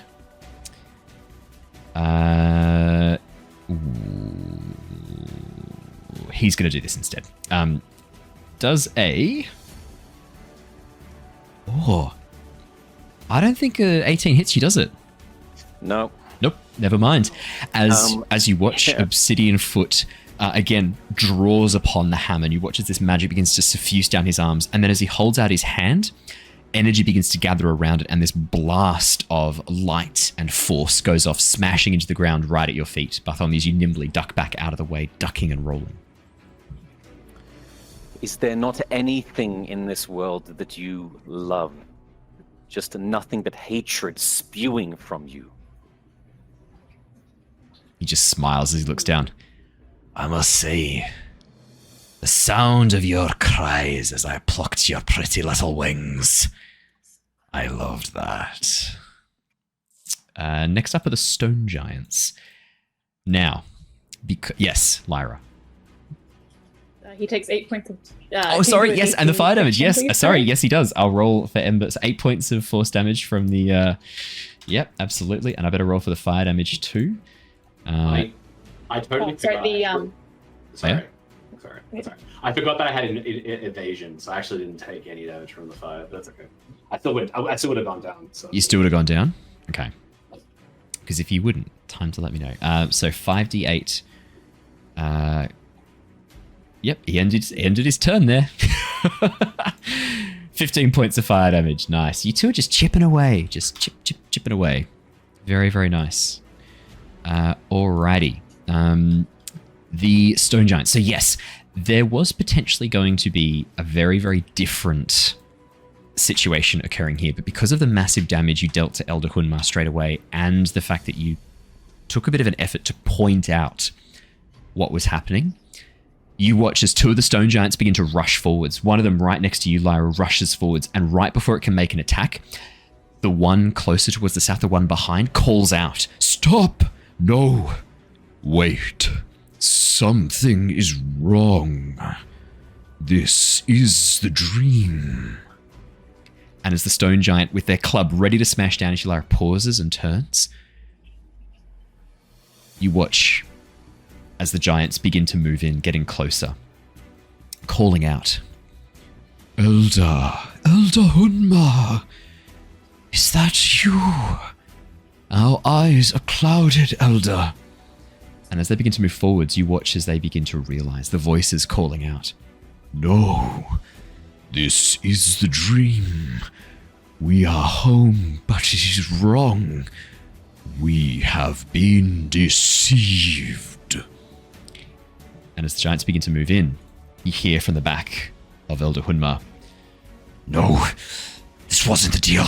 I have control." And as the stone giants begin to move into an attack formation on the back of Elder Hunmar, Obsidian Foot cries out, screams in defiance as that patch of mottled and red-black skin grows a little bit larger. At the end of the round, it is Elder Hunmar's go, the zombie Elder Hunmar. The zombie Elder Hunmar is going to follow the directions given to it by Obsidian Foot. Is going to make an attack against the nearest creature. In this case, that is going to be you, Bartholomew. Disadvantage. Disadvantage, absolutely. So many different things. Yeah, disadvantage. Yeah, no, absolutely. That is going to be 27? With disadvantage? Oh my god. I rolled a natural 20 for one of them, so the disadvantage is good. You're very pleased you have that. Yeah, that definitely hits. It's okay. It's only going to be 14 points of bludgeoning damage. Okay. Yeah, I rolled a 19 and a natural 20 for that attack. Yikes. Another pass on the concentration. Very, very nice. As Elder Hunmar slams down, you watch as Elder Hunmar reaches out, the stone embedded in his hand, cracked and long since losing its magic, but as he holds it up, the hammer that Obsidian Foot's holding pulses with power, and the ash that's around his feet begins to pull back in, healing some of the damage. At the end of the round, Obsidian Foot, on the back of Elder Hunmar, seeing the giants losing control. Oh, was that the end of Elder Hunmar's turn? That's the end of Elder Hunmar's go. He needs to take some more fire damage. That's going to be another 15 points of fire. Okay, this is what happens. As Elder Hunmar takes the 15 points of fire damage, you watch as the flames burn up through the central spine. As they reach the head, Obsidian Foot looks and sees the flames burning down the edge of his hammer, pulls it free, and drops, landing to his feet with a blast as Elder Hunmar disappears, fading into ash. As he does so, as soon as the hammer is free, you watch as the gemstone on Elder Hunmar's hand blazes to life for just a second. And all of you hear in your minds, and out loud as well, because I think currently also you've got comprehend languages on, you hear, Eru Ithu Alai. As Elder Hunmar gazes at Harry. All of you hear, Anam lives in us. And then the corpse fades away, turning to dust. I was that close to one-hitting him. He's also taken 12 points of fire damage, moonbeam damage, but yeah, like he has, let me pull it open, sorry. He has 142 hit points. You dealt 100 and what was that, 24? Like this, and the thing is, right, this also, I'm happy to reveal, as soon as Elder Hunmar is dead and Obsidian Foot pulls the hammer free, the shield that's around him flickers and dies. He was drawing upon Elder Hunmar's life force for the shield. So as long as Elder Hunmar lived, the shield was active and it was very, very hard to hit him. Because you got him down to such low health, that's why Niles' strike went through the shield. Essentially, he had a bonus to AC proportionate to the amount of health that Elder Hunmar had left. There was a relationship between them. Not one-to-one, obviously, because otherwise he would have had like 150 AC, which is bullshit. It wasn't one-to-one. But like there were points where each time you got him below a certain level, he dropped an AC. In your one attack, in your massive Nova hit, you knocked out all but one of his bonuses, which is pretty bad. Yeah, that's what you see. Hoot hoot. Hoot hoot. Which meant that Niles then was able to start laying down the damage to the person who deserves it most. As Obsidian Foot drops to the ground, the remains of Elder Hunmar burn and vanish away, disappearing into nothingness. And as we're at the end of the round, you watch as Obsidian Foot lands to his feet, pulls the hammer free, looks around and goes, "No, I was promised control!" And he slams the hammer down again. You watch as that black mottled flesh, in a sudden wave of power, burns across his left eye. The pupil and iris suddenly changing in a moment from this dark brown to a slitted, glowing red. And as it moves up over his head, you watch as a horn begins to push out of his skin. A single large horn, almost like a tiefling's horn, pulling out of his skin, bursting through as blood begins to trickle down. But not the red blood you saw on the cut. This black Icarus mass that slowly leaks out of the wound. The hand that's holding the hammer, you can see some of the red, black mottled flesh beginning to move down towards his hand. Whatever he's doing, there's a cost. As he slams the hammer down all around you, the giants begin to sort of blink and shudder for a moment. I need all of you to please make me a charisma saving throw.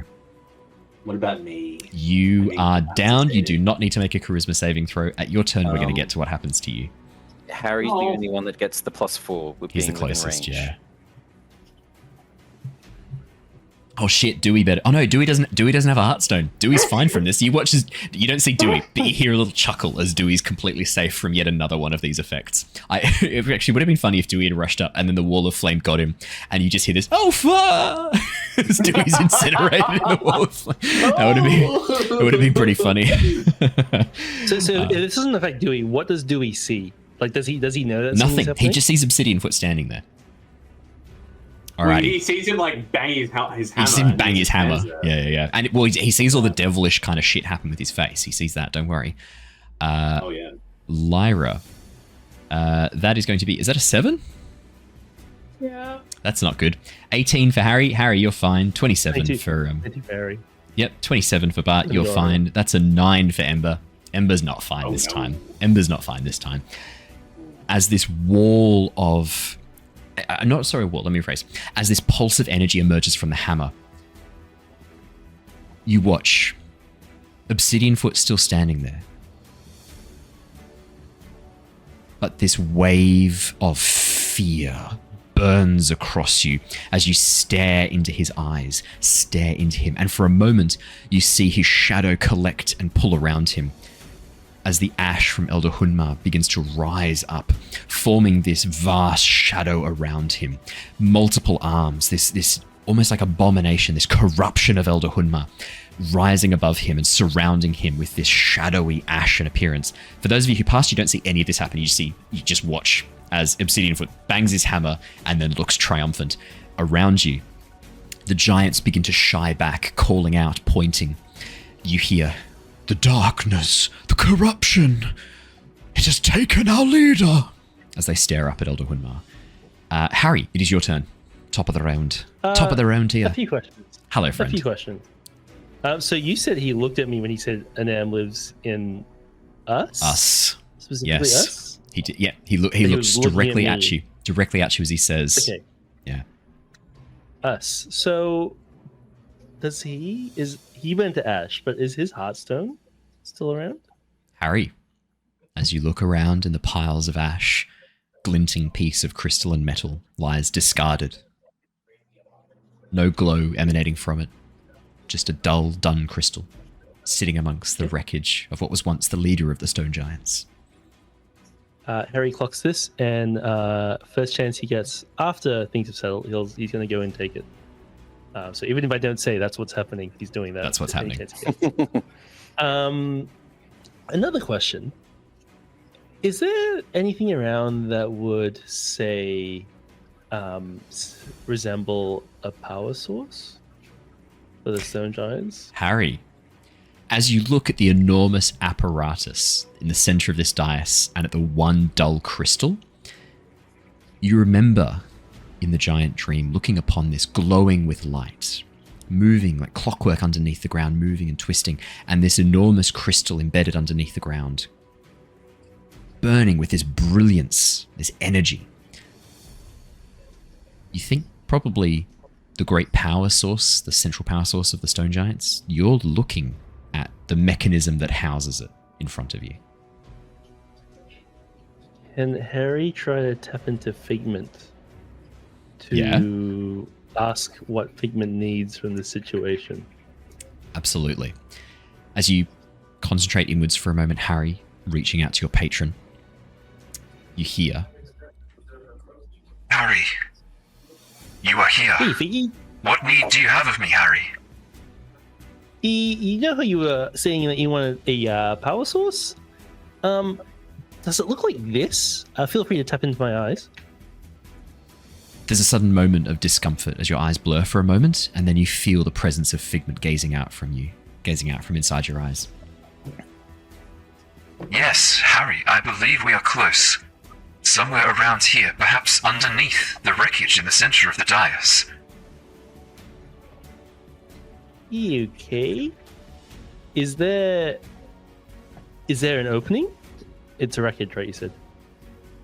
Are you asking Figment or me? Sorry.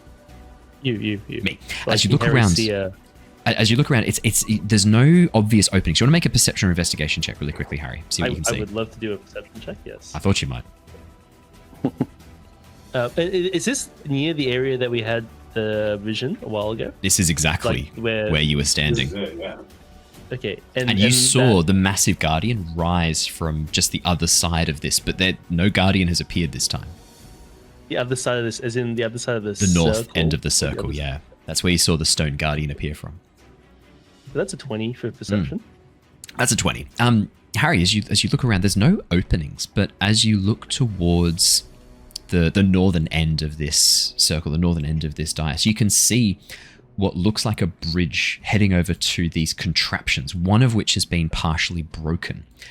But over towards that northwestern corner, which I'm pinging on the map right now for you, yep, looks like some sort of control panel. And that stone giant next to it, is he looking a bit friendly, or is he just... At the moment, the stone giant is cowering in fear. It looks like whatever effect... Yeah, that's pretty friendly to Harry, anyway. Yeah, that's true. That's very funny. Okay. Figment, you think you could plug into the terminal over there? I can try, Harry. I can try. Okay. Well, if you can get power, you think you could overwhelm the hammer?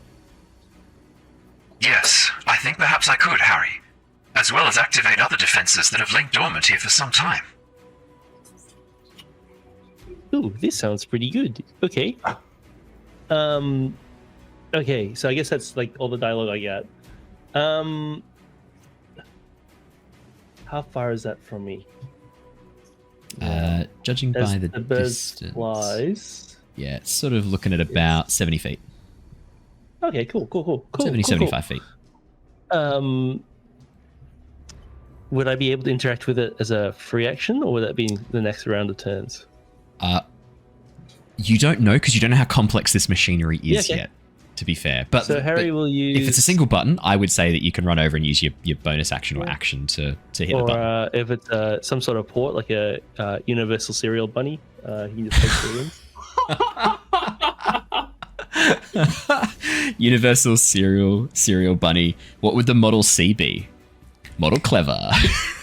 Model carrot. Model carrot, that's it. USB-C is universal serial bunny carrot. That's the dumbest thing I've ever heard. I love it. I love it. Yeah, exactly. It's outstanding. It doesn't have to make sense. No, I'm a big fan. He's a walking, talking Harrengon. So I assume I don't have to do a disengage around these giants who are cowering in fear. Harry, the two warrior giants, as soon as Elder Hunmar went down, you watch as they are indeed cowering in fear. Whether or not they're going to be resistant or going to be making attacks of opportunity, you don't actually know. Okay, Harry tests out by... Well, he wants to move to here. I'll just move the token there from here. But he's going to do it slowly at first and see if the first one takes a swing at him. As you step away, Harry, the two stone giant warriors, bound in crystalline armor, make no aggressive moves against you. Okay, so for everyone in the theater of mine at home, Harry takes a couple steps on the tippy toe, watching it, and the second he thinks he's like out of their reach, he just sprints. That's pretty spot on. That's 30 feet there. That's my movement. I will bonus action dash, which gets me here as the eagle flies. So I don't know if you want to take some off me because it's like, grid movement, or so as the bird flies. As you're sort of rushing to this point here, no, that's fine. It's not too difficult to get around those sections. That's fine. So I'm here. Do I have to get closer? You would know, as you are looking at it, that the actual access port is on the other side of this little section here. Harry will then, so Harry used his movement, Harry used his bonus action dash, and he will use his action to dash to get to the other side. As you rush over, jumping over the very slight gap between the stone dais and over towards the control panels, you clamber over the control panel and stare at it. Harry, what greets you is a confusing mass of crystalline structures embedded into wires and networks. For those of you playing along at home, if you remember back to Tyranny of Dragons, the Sky Castle control network that they tried to access, it's a lot like that because it's the same construction. As you look into the Harry mumbles to himself, I don't know why I thought I'd be able to use this. You hear in your mind, Harry. It's okay, Harry. I will help you. We help each other, and I think I can access this. You need to place your hand upon the central crystal there. Harry places the wrong hand. Your other hand, Harry. The one Harry. Harry, Oh, this is not the time for this, Harry. I'm going to say that's your turn. It's only fair. Alrighty. Meanwhile, Niles is just dead on the floor, and you're just like, which hand is it? No! Lyra, it is your turn. Alright, so my bonus action,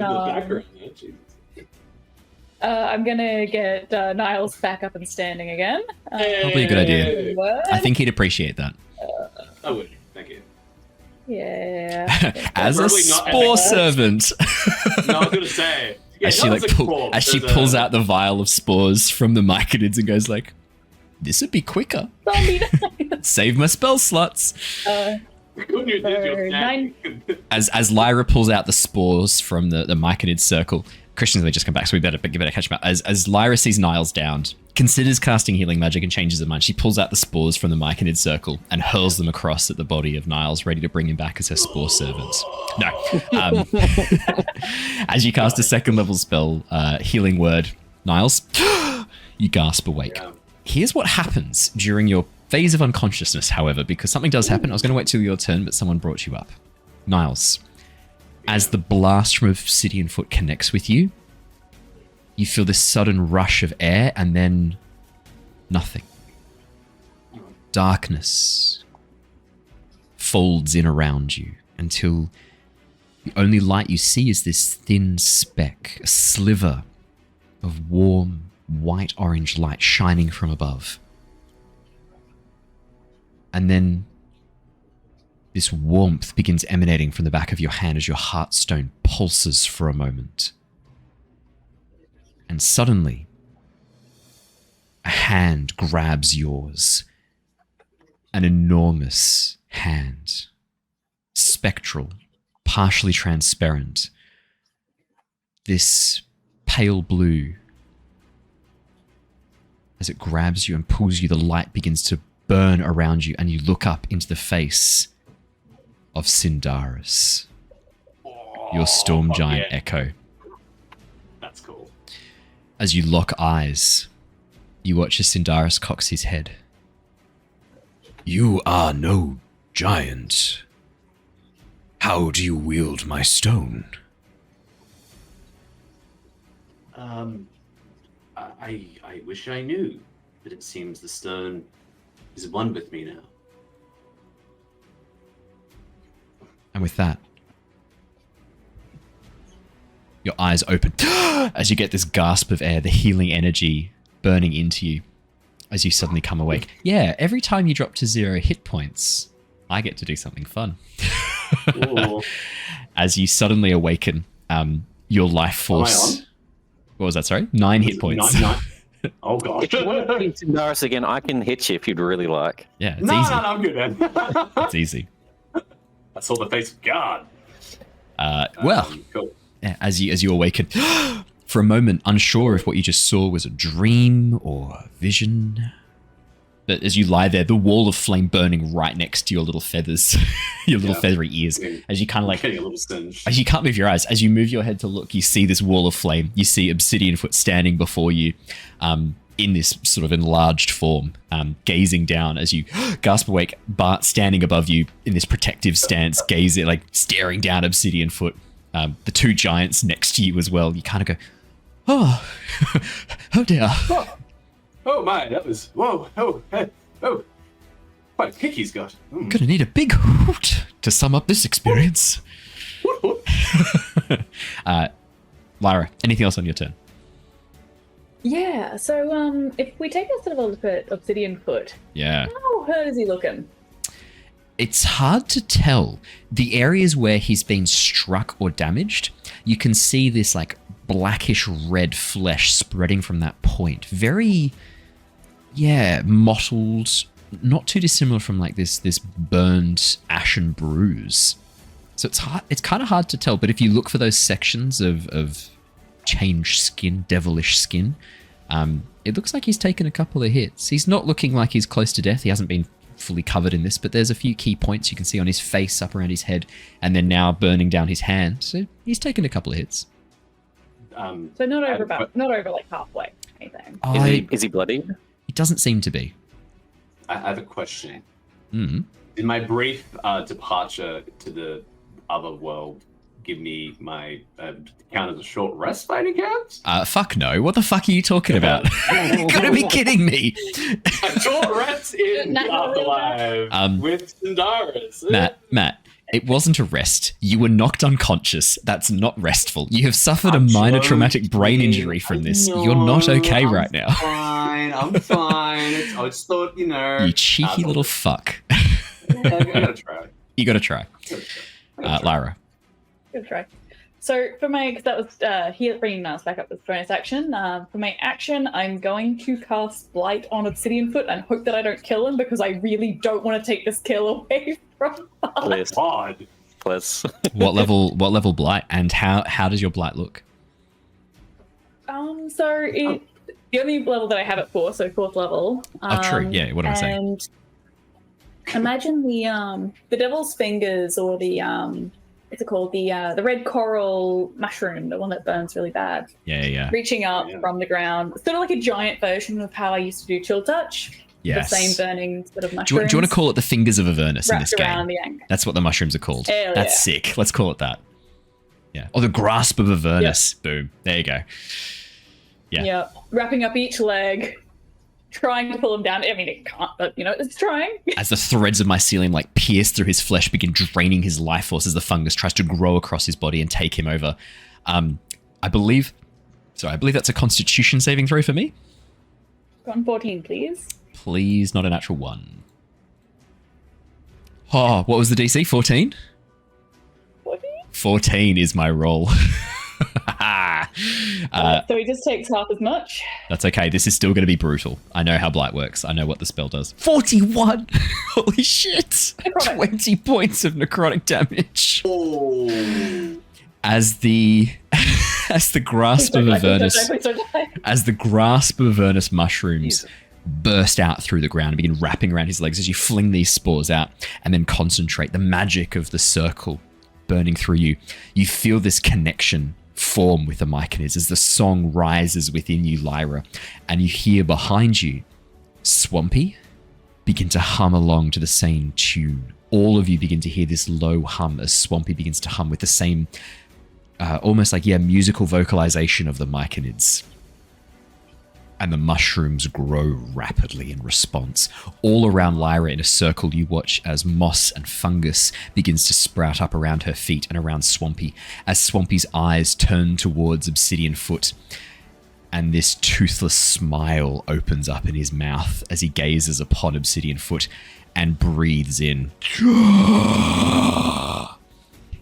You watch as Obsidian Foot's skin begins to crack and mummify around his arms and hands, across his chest. His muscles deflate slightly underneath the armor as this mottled flesh begins to race across, replacing the damage. He does not fall. He does look not a lot happier as Swampy breathes in this life force energy. You watch as Swampy grows a little bit larger on your back, Lyra. Bracket fungus pushing out, growing out from his form, forming almost like these shoulder pads, this pauldron and armor around him as Swampy breathes in Obsidian Foot's life force. I'm going to say you even hear Swampy speak. Enemy of the circle. As he gazes down at Obsidian Foot. Chat, don't fuck with Lyra. 100%. Like, not to fuck with, like, Bartholomew, for example, Niles, for example. Harry collects hearts. You don't fuck with that. But Lyra is the unexpected one, for sure. Mm. Yeah. I mean, she did. I collect one heart. That's true. Anything else on your turn, Lyra? No, that's Pretty happy with that. Actually, she might move a little bit closer into the protection circle, but yeah, like that there. Yeah, as you move away from the giant, you watch as the giant, like still looking in fear, looks upon you as you run away, and seems to gaze curiously as it sees your hand with the gemstone holding up to cast this magic. Yeah, you got a thought. I realize I don't do that because I can't willingly move closer to Obsidian Foot. Ah, you're scared of him. That's very fair. Yeah, carry on. Oh. Yeah. Never mind. Yep. Yeah, that's okay. You cast Blight, so it's not. You don't have disadvantage or anything, so it's con save. So I was just about to say, I'm like, wait, did that have disadvantage? No, you're good. You're good. Bartholomew. Yes. Well, I'm guessing give Obsidian Foot a hug, let bygones be bygones, and maybe wander back to the slave pens. Yeah. Cool. No. Sweet ass. All right, well, that's your turn done. Let's move on to Ember. What would you like to do? I'll take a step, closing the distance between me and him. Yeah. Trying to force him to stay in the moon The fire. circle, the fire. If he were to leave, getting that attack of opportunity on him. I don't leave the stone warriors, not that they're ranged, not that I think they'd attack it now anyway. Doesn't seem like they're focused on you at all at this moment, Bartholomew. Yeah, that one shout, along with all of my allies' help, I think that's finished, and I can now focus on Obsidian Foot. Closing that distance, slowly walking towards him. I've been thinking about what to say to you for such a long time. Threats of vowing my soul to that devil so that I could hunt you for eternity. Make sure that any time your ego raised you up, I was there to bring you down. I don't know what to say now. I think I just feel pity for you. But I must protect my friends and the people here. So why don't you drop that? And I'm going to command, please. Absolutely. I believe it's a wisdom saving throw or charisma? Yes, wisdom. Alrighty, here we go, everybody. Yep. I had to do it at a second level, which does mean I can target a second creature, but I don't really want to force anyone else to drop anything, so it's just going to go untargeted. That's a 6. Lovely. Now, it's not right now. Like all the other ones, it ends his turn. So on his turn, all he's going to do is drop the hammer and then end his turn. Yeah. And I don't have anything for...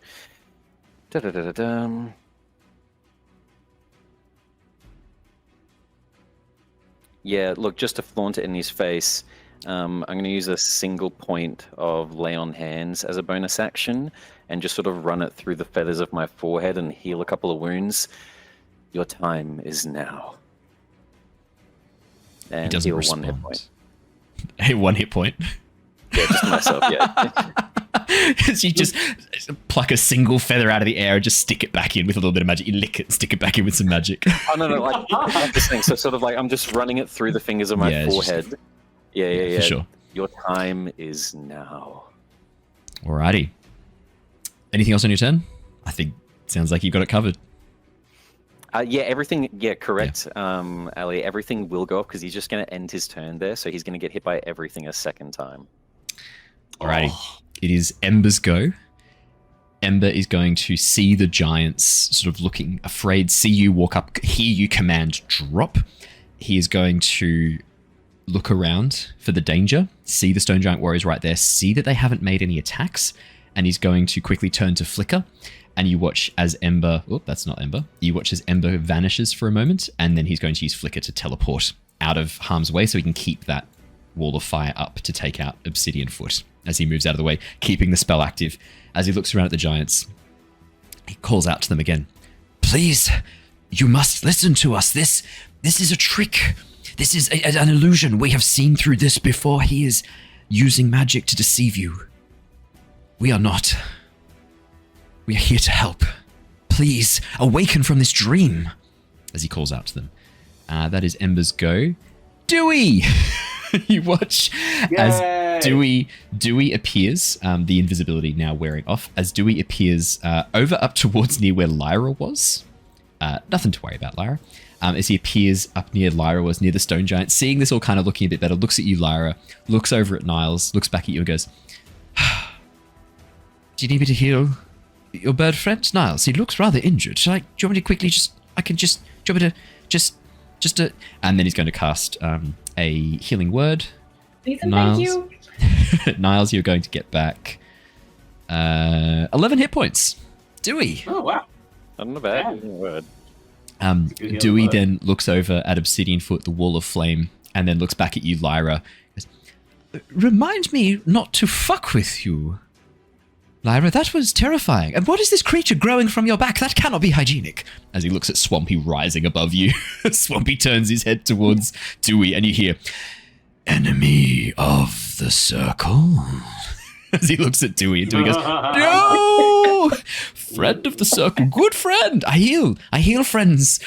And Swampy turns back towards Obsidian Foot. You see Dewey shitting his pants as he sees this.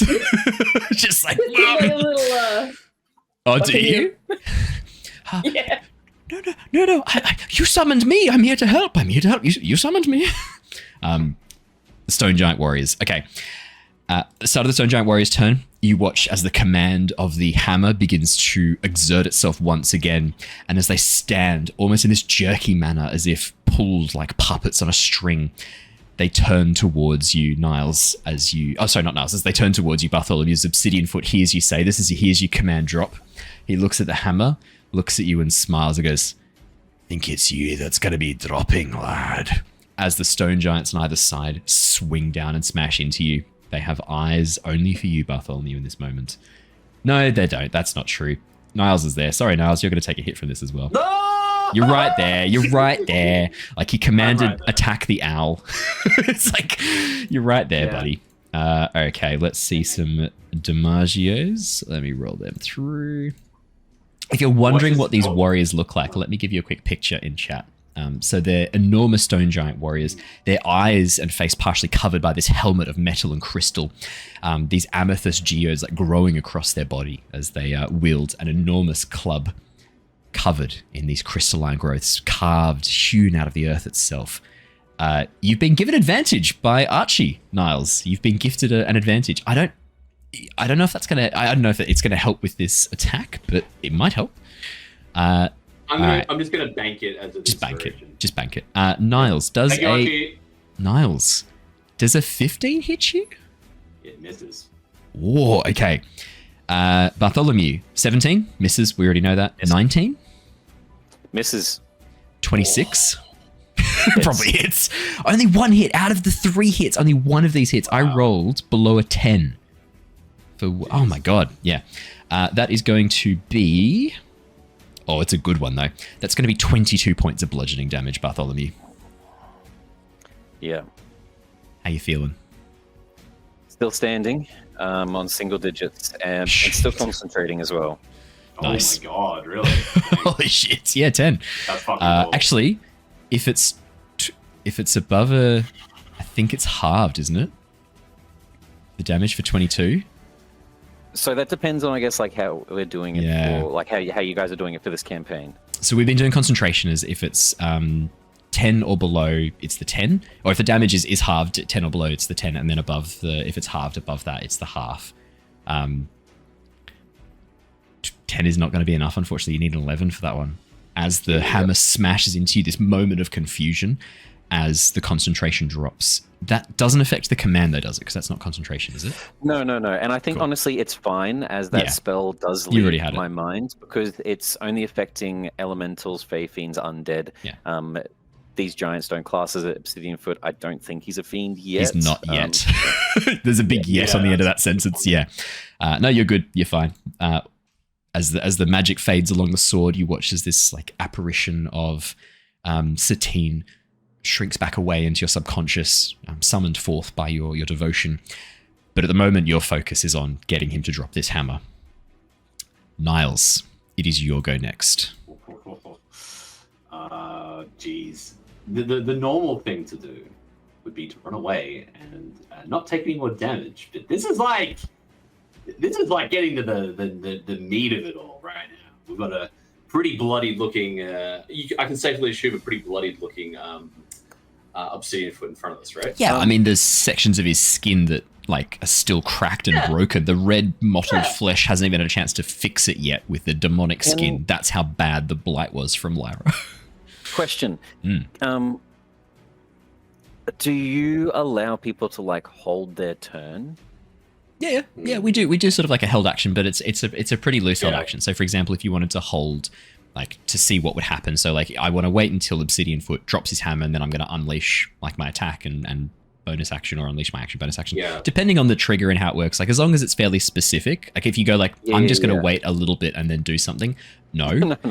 My thought process is I don't care if you don't do it or not. Your turn's your turn, but I'm happy to consume my reaction if it's okay, just to ask a request of Niles. I haven't been able to really intercept anyone because everyone that's hit an ally has missed, and then they've just hit me with attack rolls. So I'll call out, Niles, get ready to take the hammer and flee. Ooh. If you want to like hold your turn for after he drops it, and then you grab it and fly off. So he's still holding the hammer at the moment, right? He hasn't dropped it it yet. His turn. Yeah, that's why I asked. Okay. You already have plans? Go ahead. No. I will. Niles looks. He looked pretty pissed that he took that hit. But he hears you say that part, and I will. Okay. What I'm going to do. I'm going to ready an action. To when he drops the hammer, I'm going to use. I can't use Step in the Wind. I will just dash, and I will just run and. Oh, isn't it 2024? You can do it for free. You don't need a key point. I don't think you need the focus point anymore, do you? I think it's just a bonus action. Oh yeah, no, again, fuck yeah, sick. Yeah, the bonus action lets you get both benefits. Exactly. Oh, that's true. Yeah. Oh, which I like. I think that makes sense for monks. So I'll double dash out to like a safe point, I guess. Out of immediate combat area. Probably go towards Harry, I would say. Yeah, Harry looks like he's having fun over by the console. You can see Harry's pressing buttons and pulling levers and like. Beep. So I'm gonna like basically fly on a diagonal towards Harry. Yeah. Okay. So when the hammer drops, you're then going to grab the hammer and use your full action movement to get over to. Using the residual flame of the wall of fire to propel myself. Yes, and are you using with your dash? Are you using the dash and disengage, or just the dash? Are you going to spend the focus point or not? I don't have any focus points to burn anymore, so we'll go to the double dash. Yep, all good. Alrighty. I mean, I could. Well, actually, you know what though? I could. Yeah, I'm thinking that I will use. I'll disengage and then dash. Cool. Yeah. Action to disengage and then bonus action dash out. Here's what happens. Keep going. Yep. You watch as Obsidian Foot suddenly opens his hand in surprise because he didn't realize this was a command spell, right? Like you just go drop it and he's just like, whatever. And then suddenly his hand just opens. And you watch as the hammer stays standing for a second and then falls. As it drops away from his hands, you watch as Obsidian Foot's face twists, contorts in horror as he reaches out to try and grab it. Rapidly, you watch as the mottled black-grey flesh spreads across his hands and arms and face instantly. As soon as he is no longer in contact with the hammer, the second horn bursts out of the side of his head, splitting through his skull as black ichor bursts down. His eyes, immediately as the flesh moves across and changes to this devilish mottled black, his eyes flicker into this yellow, glowing, demonic slit pupil. Teeth pushing through gums, these almost like pointed, sharpened teeth as he calls out, his voice changing in the moment. No! As the hammer drops and lands on the floor with a clang, Niles, you just like on silent wings as you suddenly, your wings snap outwards, catching the thermals from the wall of flame. You shoot forwards, your talons grabbing onto the hammer as you duck underneath his clawed hand as this hand tries to grab onto you. Ducking underneath the two giants, swinging down as well with their hammers as you duck, swing down with the massive great clubs covered in crystals. You dodge around, ducking underneath as you shoot up into the air and then drop down towards Harry rapidly. As you feel the hammer in your hand begin to grow heavier and heavier as you pull it further and further away from Obsidian Foot.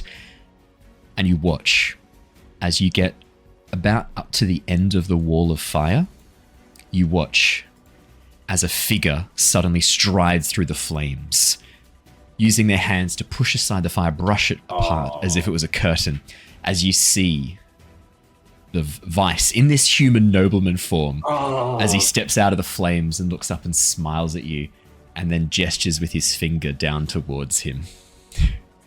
It is up to you what you do, but that is what you see. I don't want to give the hammer to the devil. Why not?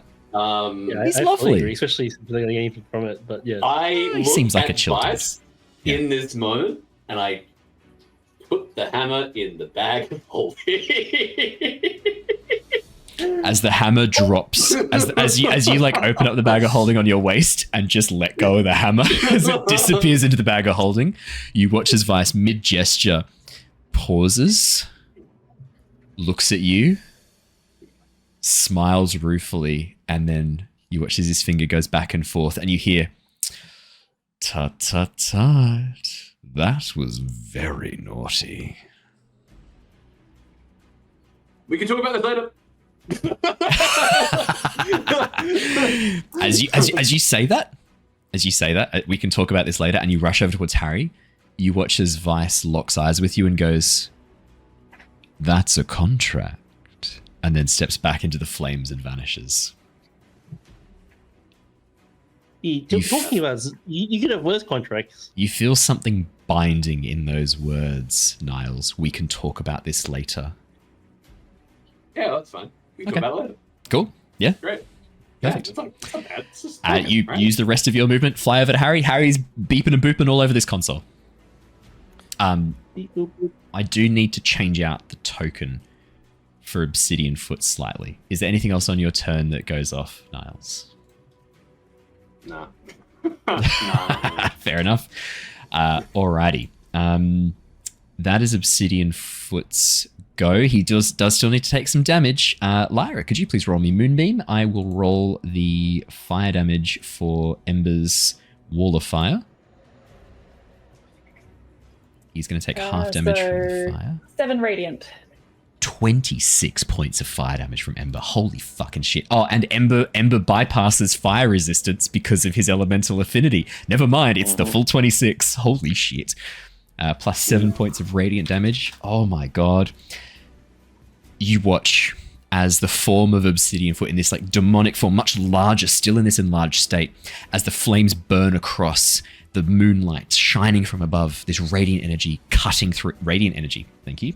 As the radiant energy cuts through his form, you hear this demonic scream as he screams. And behind him, you watch as a hand reaches up and taps him on the shoulder as the wall of flame opens up, and you see standing there Vice as he goes, "Dear me, it seems our contract is at an end." And he turns over to all of you. "Would you mind terribly dispatching this creature for me? I have need of a Muir on the front lines of the Blood War." Vice, I'm not going to add him to the initiative, but he'll go after Obsidian Foot's turn. Each go. That is Obsidian Foot's turn. It is the Stone Giants next. The Stone Giants are still affected by the fear Ember has called out to them. Are they now that he's not holding it? They are still affected until the end of their turn, because of the way the fear kind of activates. As the Stone Giants look around, Ember kind of calling out, using his booming voice, his giant-like form to call out to them. You see the Stone Giants. Well, that's a good question. Yeah, at the end of their turn, you watch as the illusion and the fear fades, and they see this demonic creature in front. And as they all point and begin looking at the demonic version of Obsidian Foot, you see all of them beginning to reach down into the stone and pull out clubs of stone and crystal as they gaze across at Obsidian Foot, except for the 2 Stone Giant warriors who have not had their turn yet. It is the end of the round. Let's see. That's the end of the round. Niles, can I have a D100, please? I want to see if this activates at the top of the round as we get back to Harry's go. D100, was it? Just a D100, please, my friend. 43. 43. Nope. No, you don't see anything. Nothing happens that you can discern. Nothing changes as far as you're sweet. aware. That's very As far as good. you're aware. All right. Harry, as Niles rushes over, how far do you get, Niles? Do you get like in line with Harry, basically, with your movement? You would, wouldn't you? What's your movement with dash? 80 feet? It's 90. 90 feet. You just land next to Harry with the hammer and the bag of holding, and you look over and see Harry mucking about with the dice. Oh, hey, Niles. Oh, hey, Harry. How you doing? What are you doing over here? Oh, I'm pressing this these buttons, and he just like pulls down a dial and twists some knobs. You hear out loud, Harry. Harry, I need you to place your hand upon the crystal. What you're doing is not having any effect. Oh, yeah, that's right. That's right. Harry now places the right hand. Oh, yes. Oh. Yeah, put that hand up there. Wow. Yeah, As soon as your hand goes upon the, I love the monologue. it's so good. As soon as your hand, Nice. as soon as your hand goes upon the crystal, Harry, you feel actually not even before you touch it. As your hand reaches over the top of it, you watch as these little arcs of energy begin to connect your metallic hand to the crystal, and your hand with this magnetic pull slams onto the crystal. Immediately, Niles, you watch as arcs of electricity begin to burn up the side of Harry's hand, not hurting him, not causing any pain, not burning his flesh, but arcing across his body. And as you get close, you feel this sudden zap of static as it shoots out from his body. Harry. The feathers all just stick up. Yeah. Harry's fur as well. Yeah. Actually, Harry, you're not affected by this, Harry. The static doesn't seem to affect you. As your hand is on the dais, you find your attention and focus moving inwards, pulled forwards. And as your mind goes in, you find yourself staring across this vast lake of dark water. Crystals glowing under the surface, spires of stone in these obelisk-like structures rising from the surface of the water, and hovering in the very center of the room, this spinning globe of discs overlaid over one another, creating this almost like rapidly spinning orb of continuously shrinking smaller discs with these large gaps inside of them, arcs of energy spraying out. As you... Wait, sorry, you go. Yep. Figment, is that you? You hear from behind you... No, Harry, I'm here, Harry. And as you... Oh, that explains it. As you turn and look to your left, you see a figure much more tangible than the last time you saw him. Metallic in structure, a white, almost marble-like face, but a little bit warped, a bit more almost Harrengon-esque, as these sections of metal rise up, forming what almost look like ears. This metallic mask surrounded by these swirls of energy, partially transparent, this core of spinning light inside his very center, as the twin eyes, two sets on each side, stare towards you, Harry. It's good to see you in person, Harry. I feel like I have not shown you my form properly. Drawing upon the power, I can manifest myself much more strongly here. Well, yeah, about that. Wait, where is here? We are inside the minds of the machine. Huh. You mean the thing I was pressing buttons on before? It's not angry at me for aggressively pressing buttons earlier, is it? You see as the core spins for a moment and you hear this low tone, this... You watch as Figment turns, listens for a moment, the two metallic ears perking up and listening, and then as he turns back towards you... I don't believe so. I don't believe this machine is capable of such things as anger. But it does seem grateful to be awake after so long dormant. Oh, that's good. That's what I was going for anyway. Yeah. Okay, well, is this the machine you were looking for way back when you Yes, Harry. This is the machine I was looking for. I can access the power supplies through here directly. All we need to do is channel your magic through this stone, and I will be complete. Like 100% complete, or like still somewhere between complete and not complete? I hope Okay, so. yeah, it's I good to don't know hear. for sure. Let's give it a go. I like this. Let's try it. What's the worst that could happen, Harry? Yeah, YOLO. You're noticing, Harry, as soon as you've connected to this, Figment seems much more emotive. There's almost like this kind of anxious energy about him. This is a change you've been noticing for some time. Every time you interfaced with these giant machines, Figment's become a little bit more lifelike, a little bit more, I don't want to say sentient, but a little bit more like cognitive. You feel within you. Are you excited, Figment? Is that what this is called? When you feel this buzz, this need to move? Yeah, it's either that or zoomies. I mean, zoomies is a form of excitement, I guess, but I have no. Yeah, I think so. I have no reference of these zoomies in my database. I will have to add an example of them shortly. Yeah, it's when it's past your bedtime, and you all of a sudden have this burst of energy, and you just feel like running around and doing flicks with your back legs. Is excitement why I'm procrastinating this, Harry? I am apprehensive as well. Yeah, I mean, sometimes they come hand in hand, right? Like, you don't know if it's going to be as good as you worked it out to be in your head. Like, you even said that you'll be complete. You're putting a lot of pressure on it. Let's just give it a go and see what we get. And if it's not complete, we'll keep looking. Thank you, Harry. I value our friendship. Yeah, you're all right too, Figment. You good peoples, bro. I'm not sure I'm a person, but thank you, Harry. Yeah. I mean, you seem like a person to me.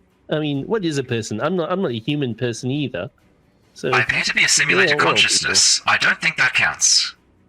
But let's do this. Is a person. Yeah.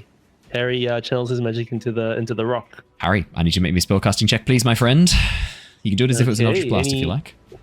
With advantage, because Niles is there. Yay! No, Niles, you just watch as Harry begins like seizing as he touches the crystal. No. 19. If I use my inspiration, do I have advantage? Yeah, you can. Yeah, absolutely. Not just replacing the roll. No. Okay. That's what. If it's 100%. Yeah, because that was a 12 on the dice. He wants higher. He's not happy with the 19. Everybody, he thinks he can roll better than that. Yeah. Only a bit. 21. 21. Harry, as you focus your magic, you feel it channeling, and as you hold up your hand pointing it towards the orb, you watch as Figment mirrors you. Together, you feel this pulse of energy as around you the dark waters of this lake begin to recede, pulling back, leaving you standing over a tangled mass of wires, cables, and crystals hidden below the waters of the lake. As the energy begins to pulse around you, you watch as these tendrils, cables almost moving like snakes, vine-like in their thickness, begin to move up and wrap around you, tightening and coiling.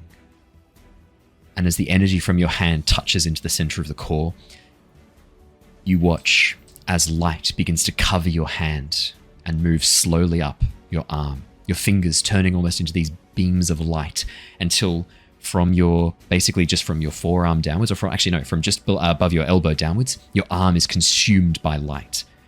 Next to you, Figment is much the same, but rather than being contained to just his arm, you watch as all of him is covered in light.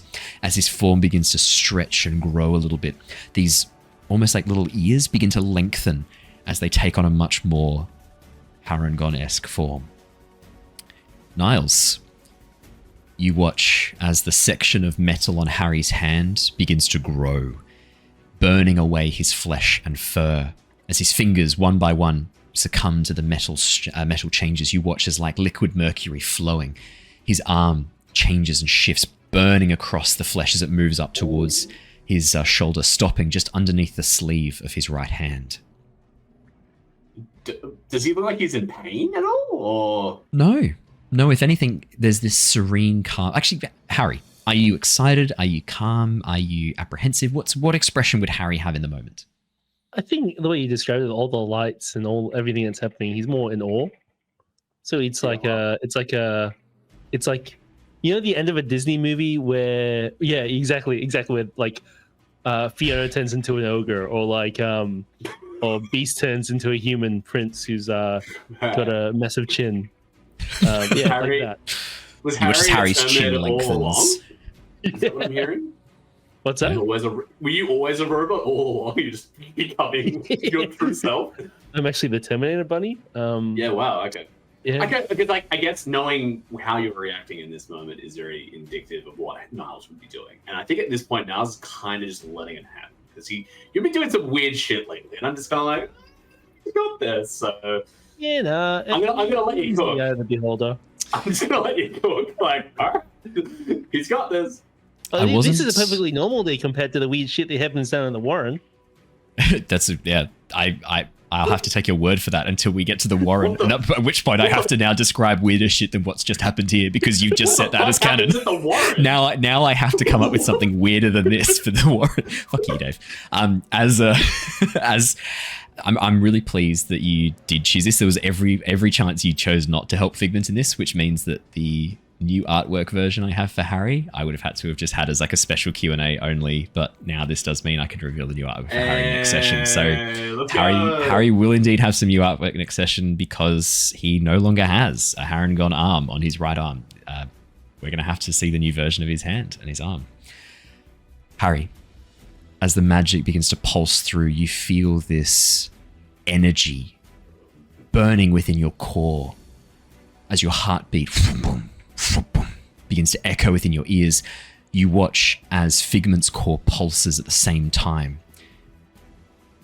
And as you stand next to each other, you feel yourselves drawing closer and closer together until you and Figment are overlaid. You are one in this moment. Does it start with like the finger on one hand on the side of the mirror and the other mirror, and then they're like...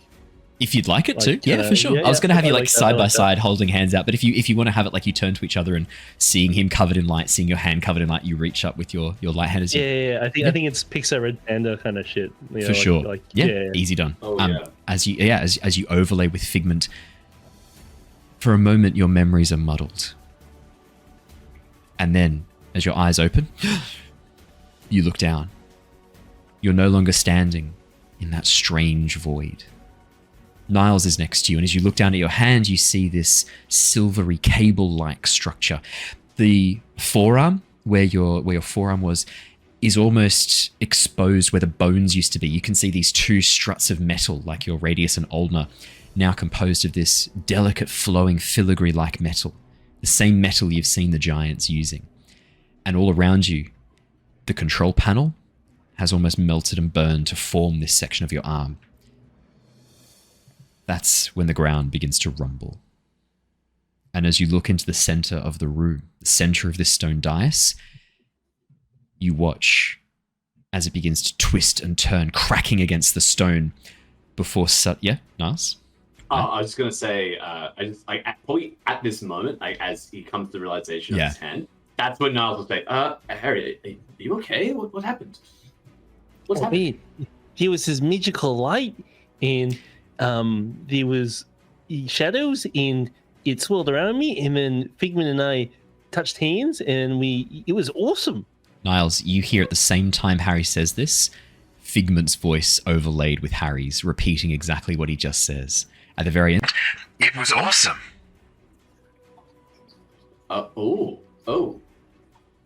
Wow, okay. Bit of a development here. You seem okay, though? I just gesture at your arm. We're fine. This time it's just Harry. Oh, okay. Well, that's good then. Yeah, it was. No, I feel a bit refreshed. It was it was probably not the right time for it. We're in the middle of a fight, but it felt like a little side adventure. It was great. There's nothing to worry about, Niles. Everything's going exactly as it should. Oh, hello, Figment. Harry, you don't know why he's calling you Harry. Figment? Harry. For a moment, you're confused who he's talking to, but you know he's talking to you. We're all good. Okay. As the center of the dais begins to shift, you watch as the stone around it begins to crack, as the broken segments of this central dais begin to shift and merge, turning and cracking as it spins over itself. This blast of light emerges from within. only Obsidian Foot is standing over the central section of the dais, which means only Obsidian Foot is caught in the release of the caged energy. I think it's only fair. Christian, Wow. could I please get you to roll me 4d8s?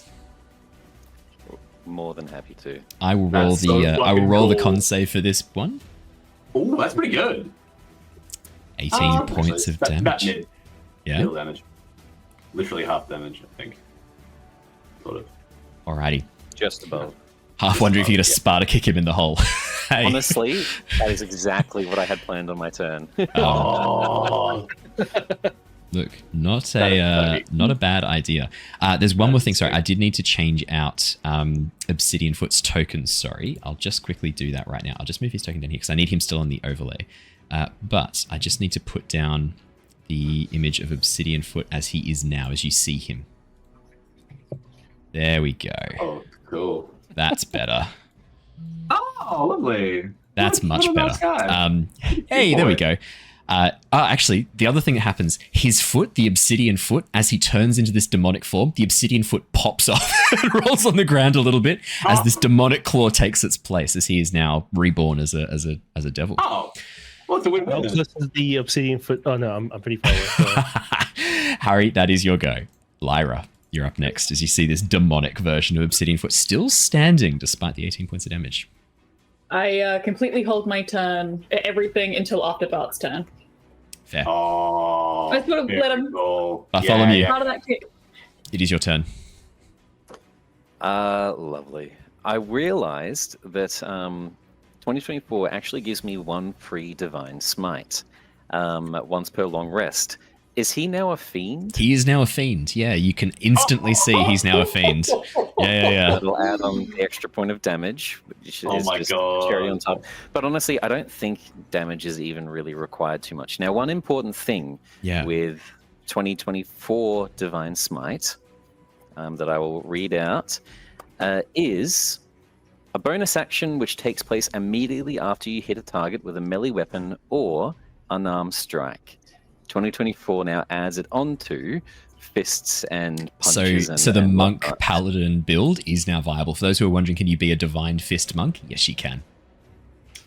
I am going to risk it for a lovely send-off and taking a step towards him. Yep.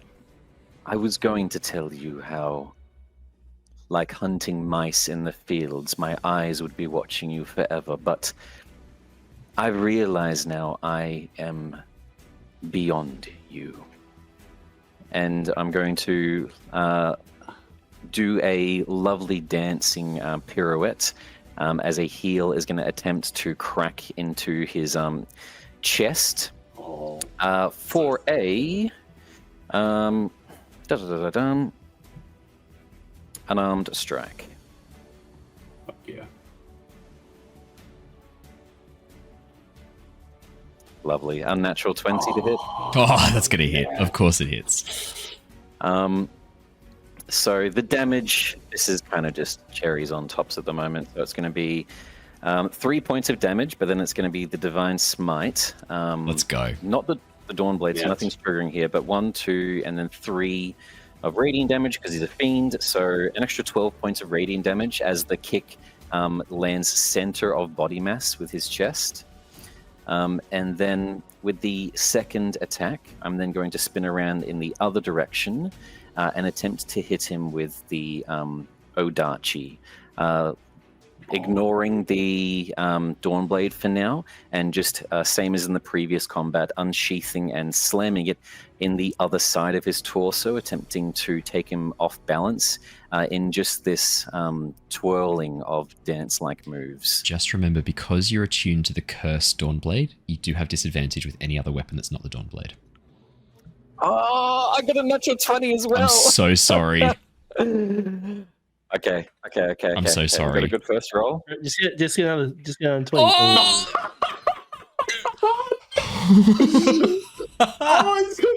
I'm so sorry. I hate to be that guy. as you spin around with the Odachi, you're just moving like like liquid mercury, Bart, as you swing round, kicking him in the stomach, spinning back, you go to do the adachi, and you sort of fumble it as you grab it in this moment as you see the flames roaring up around you, and you just don't get the grip, and as you try to pull it out, you like slam the blade down and properly just missing as it cuts across the empty air where he was a second before you kicked him. Oh, yikes. I don't have anything else for a bonus action, just taking a look at it. So hoping that maybe the finishing blow, or at least the fire and the moonbeam and everything else that is about to go off right now, we'll just honestly finish the turn there.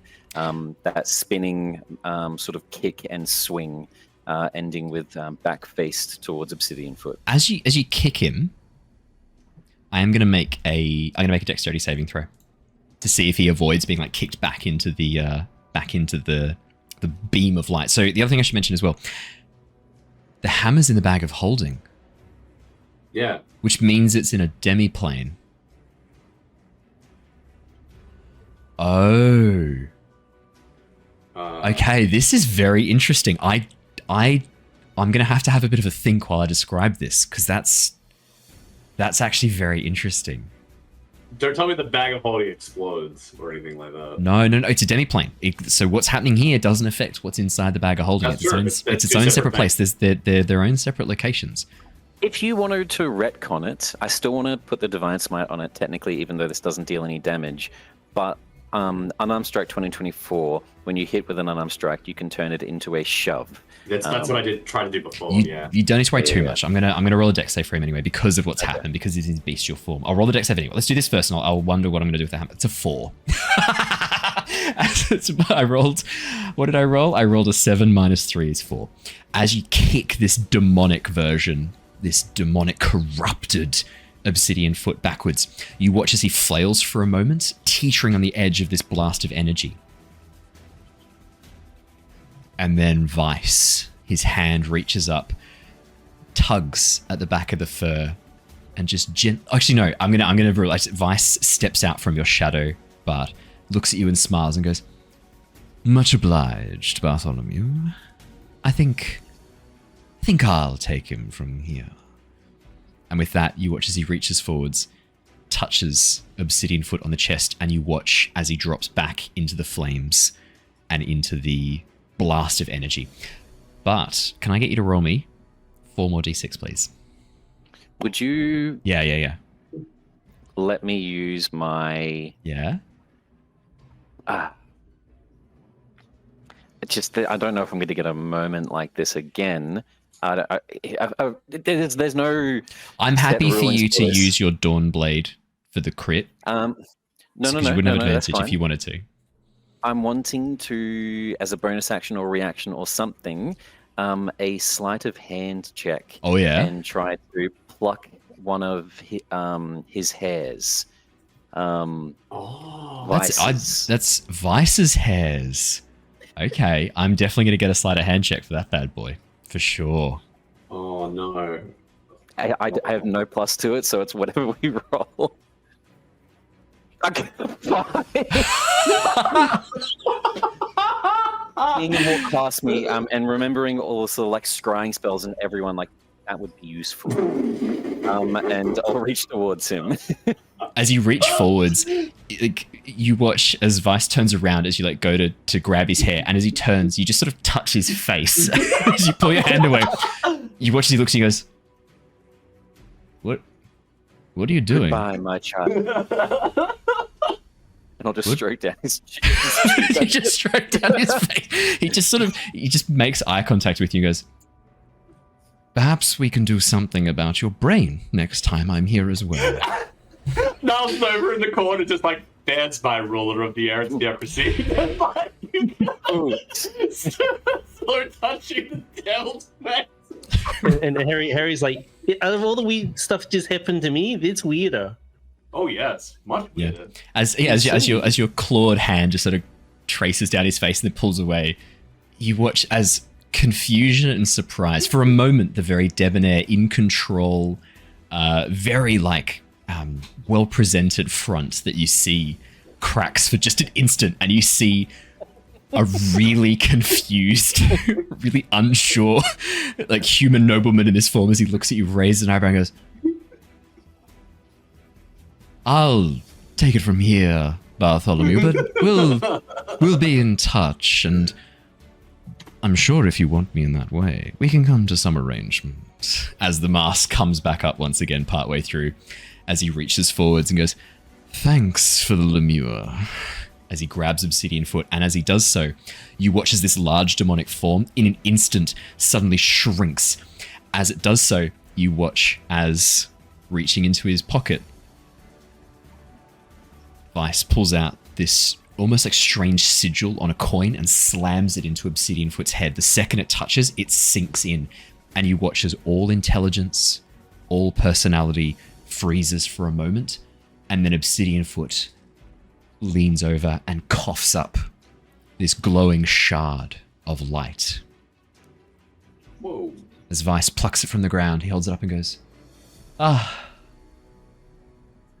freshly harvested soul. As he eats it and swallows, delicious. And with that... My friend said things before, but may I have the soul coin before you leave? You want the soul coin Obsidian Foot once had? My, considering a deal with the devil, are we? Insurance for the future. Oh. Insurance. No. What a word. Come now, please, enjoy. As he reaches forth, like flicks up his hand and plucks a coin out of midair and hands it to you and goes, just so you know, this soul was once a woman. Late 30s, gave it up for the health of her child. You'll carry that pain with you as you hold her soul in your hands. Bartholomew. Don't do it! Don't do it, Bart! I carry a lot of pain, and I'll snatch it and chuck it in the belt. No! Good. Now the blood war awaits. The blood war awaits. I must away. Until next time. Ta-ta, Tempest Adventuring Guild. And Niles will be having that conversation about that hammer very shortly. We didn't stipulate later. Later could be 500 years from now. It's not. And with that, Vice steps into the flame as you watch, as he grabs the shrunken, almost this like pathetically minuscule, hobbled form of Obsidian Foot, no longer empowered, now a lemure. Actually, for those of you who don't know what a lemure looks like, should I quickly chuck a picture in chat? They're not nice. I think I should put a picture in chat. I think it's pretty important you guys know what a lemure looks like. It's like this misshapen bundle of flesh. For those of you who want to see, there it is. And with that, as Obsidian Foot vanishes into the flames, as Vice vanishes into the flames, pulling Obsidian Foot with him, the two Stone Guard warriors who would have had an attack and would have still continued to fight right up until Obsidian Foot's death, with his banishment to the Nine Hells, you watch as and the hammer being tucked away as well, you watch as the effect seems to fade as they begin to rub at their eyes and grab the helmets, tearing them off. As they do so, suddenly able to see and look around. And I think that is a good place to wrap up for tonight. We will come back and see the outcome and the after effects of this battle next session. So thank you so much, everybody, for joining us. Man, you guys did very, very well. That battle could have gone a lot worse. So I'm happy to reveal that, absolutely. I was on 3 hit points. Oh my god. Shit. Really? Yeah. Yeah. That was not an easy battle, but taking down Hunma and focusing on Obsidian Foot, absolutely the right play here. You guys did really, really well. Very, very nice. Harry, heading over and activating the power cell. We've got a lot to talk about. Yeah, I did nothing in the battle. That's not true. That is not true. There's a lot we're going to be talking about that you did in this battle. So the thing I was talking about where the hammer, I'm not sure what the effect is. I'm going to have a bit of a think, because you activating the power source while the hammer's still away in the bag of holding, I'm going to need to have a think about how this works because it's going to be different to what I thought it was. So you have done something so unexpected. I'm once again stumped. I'm going to have to figure out what it means. Yeah, I think it means it's not going to affect the hammer. I think the hammer's going to stay as it is. So yeah, this is extra spicy. That's good. It's an evil hammer. That is a good thing. The hammer's not good because like Figman was scared of it. Assuming Figman is good. Yeah, Quick question. Of course. The soul coin that I've received, just before we do close up, does it have all... I've just added the item to my inventory and seen. Does it have all 3 charges? Is this a fresh one, or was the one Obsidian Foot had? And this is the one Obsidian Foot has used. It has 1 charge. Okay. So 2 have been consumed. 2 have been consumed by Obsidian Foot. Harry or Dave? Harry, remember earlier I said that I'm going to go for Elder Hunma's Hearthstone as well? Yes. We'll talk about that. No, don't worry. We'll whether I need to stealthily do it or whatever, that's like his eyes are there. You can just head over and pick it up. You know where it is. That's easy. That's super easy to do. As Harry reaches down, picks up the Hearthstone, plops it in his mouth and goes, delicious. As he eats the Hearthstone. Niles, what did you let happen? Oh my. I will need to add the hammer to my inventory as well. Yes, it's a custom item. I will add it for you. Thank you. In the meantime, if you want to just put a placeholder, you can put Giant's Hammer. I shall do that right now. Cursed, really hot, don't touch. No. It's completely fine. Nothing to worry about. All good. No issues. Cool. Yeah. Brilliant. Awesome. Well, I think that's a good place to wrap up for tonight. Thank you so much, everybody, for joining us. What a session. Holy shit. I know we went a little bit over, but it felt like the right call to get this battle all out in one episode, and I wanted to have it play out. Yeah, yikes. I'm looking forward to when we get Jared back so we can see what Threign was up to during that battle, because I've had a few dice rolls play out in the background for Threign, just in case things worked and he was not able to join you for this fight. He was a bit caught up with the stone giants over in the Dwergar quarter. So we'll have to go back and see what happened with that. Thank you so much, everybody. For all of you watching on Twitch, don't go anywhere. We are going to go and raid a lovely friend of the channel. Tonight, that is going to be... not many of our favorite normal people are doing. Lore Rights. Let's go do the Lore Rights. Are they... Is that a rewatch? Rewatch and wiki. I'm not sure if that's a rewatch or not. Maybe we should go and do... Let's go join Vycuta, who are doing the Blossom Guild, the Man in the Cell. That'll be fun. Let's go join them. For those of you watching on YouTube and listening to the podcast, thank you so much once again. You know how to help us out. Hit that subscribe button. If you haven't done already, you can join the lovely legends who we get to hang out with and watch all the videos every time they come live on YouTube. If you're watching on the podcast or listening on the podcast, I should say, sometimes it'll let you do subscribe, sometimes a follow, depending on the podcast platform of your choice. And the good news is we're on every podcast platform now. The RSS feed is global, so you cannot help but find us on your podcast platform of choice.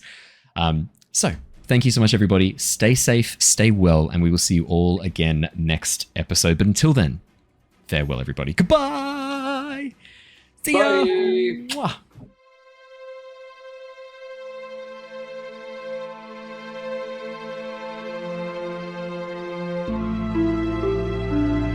Thank you.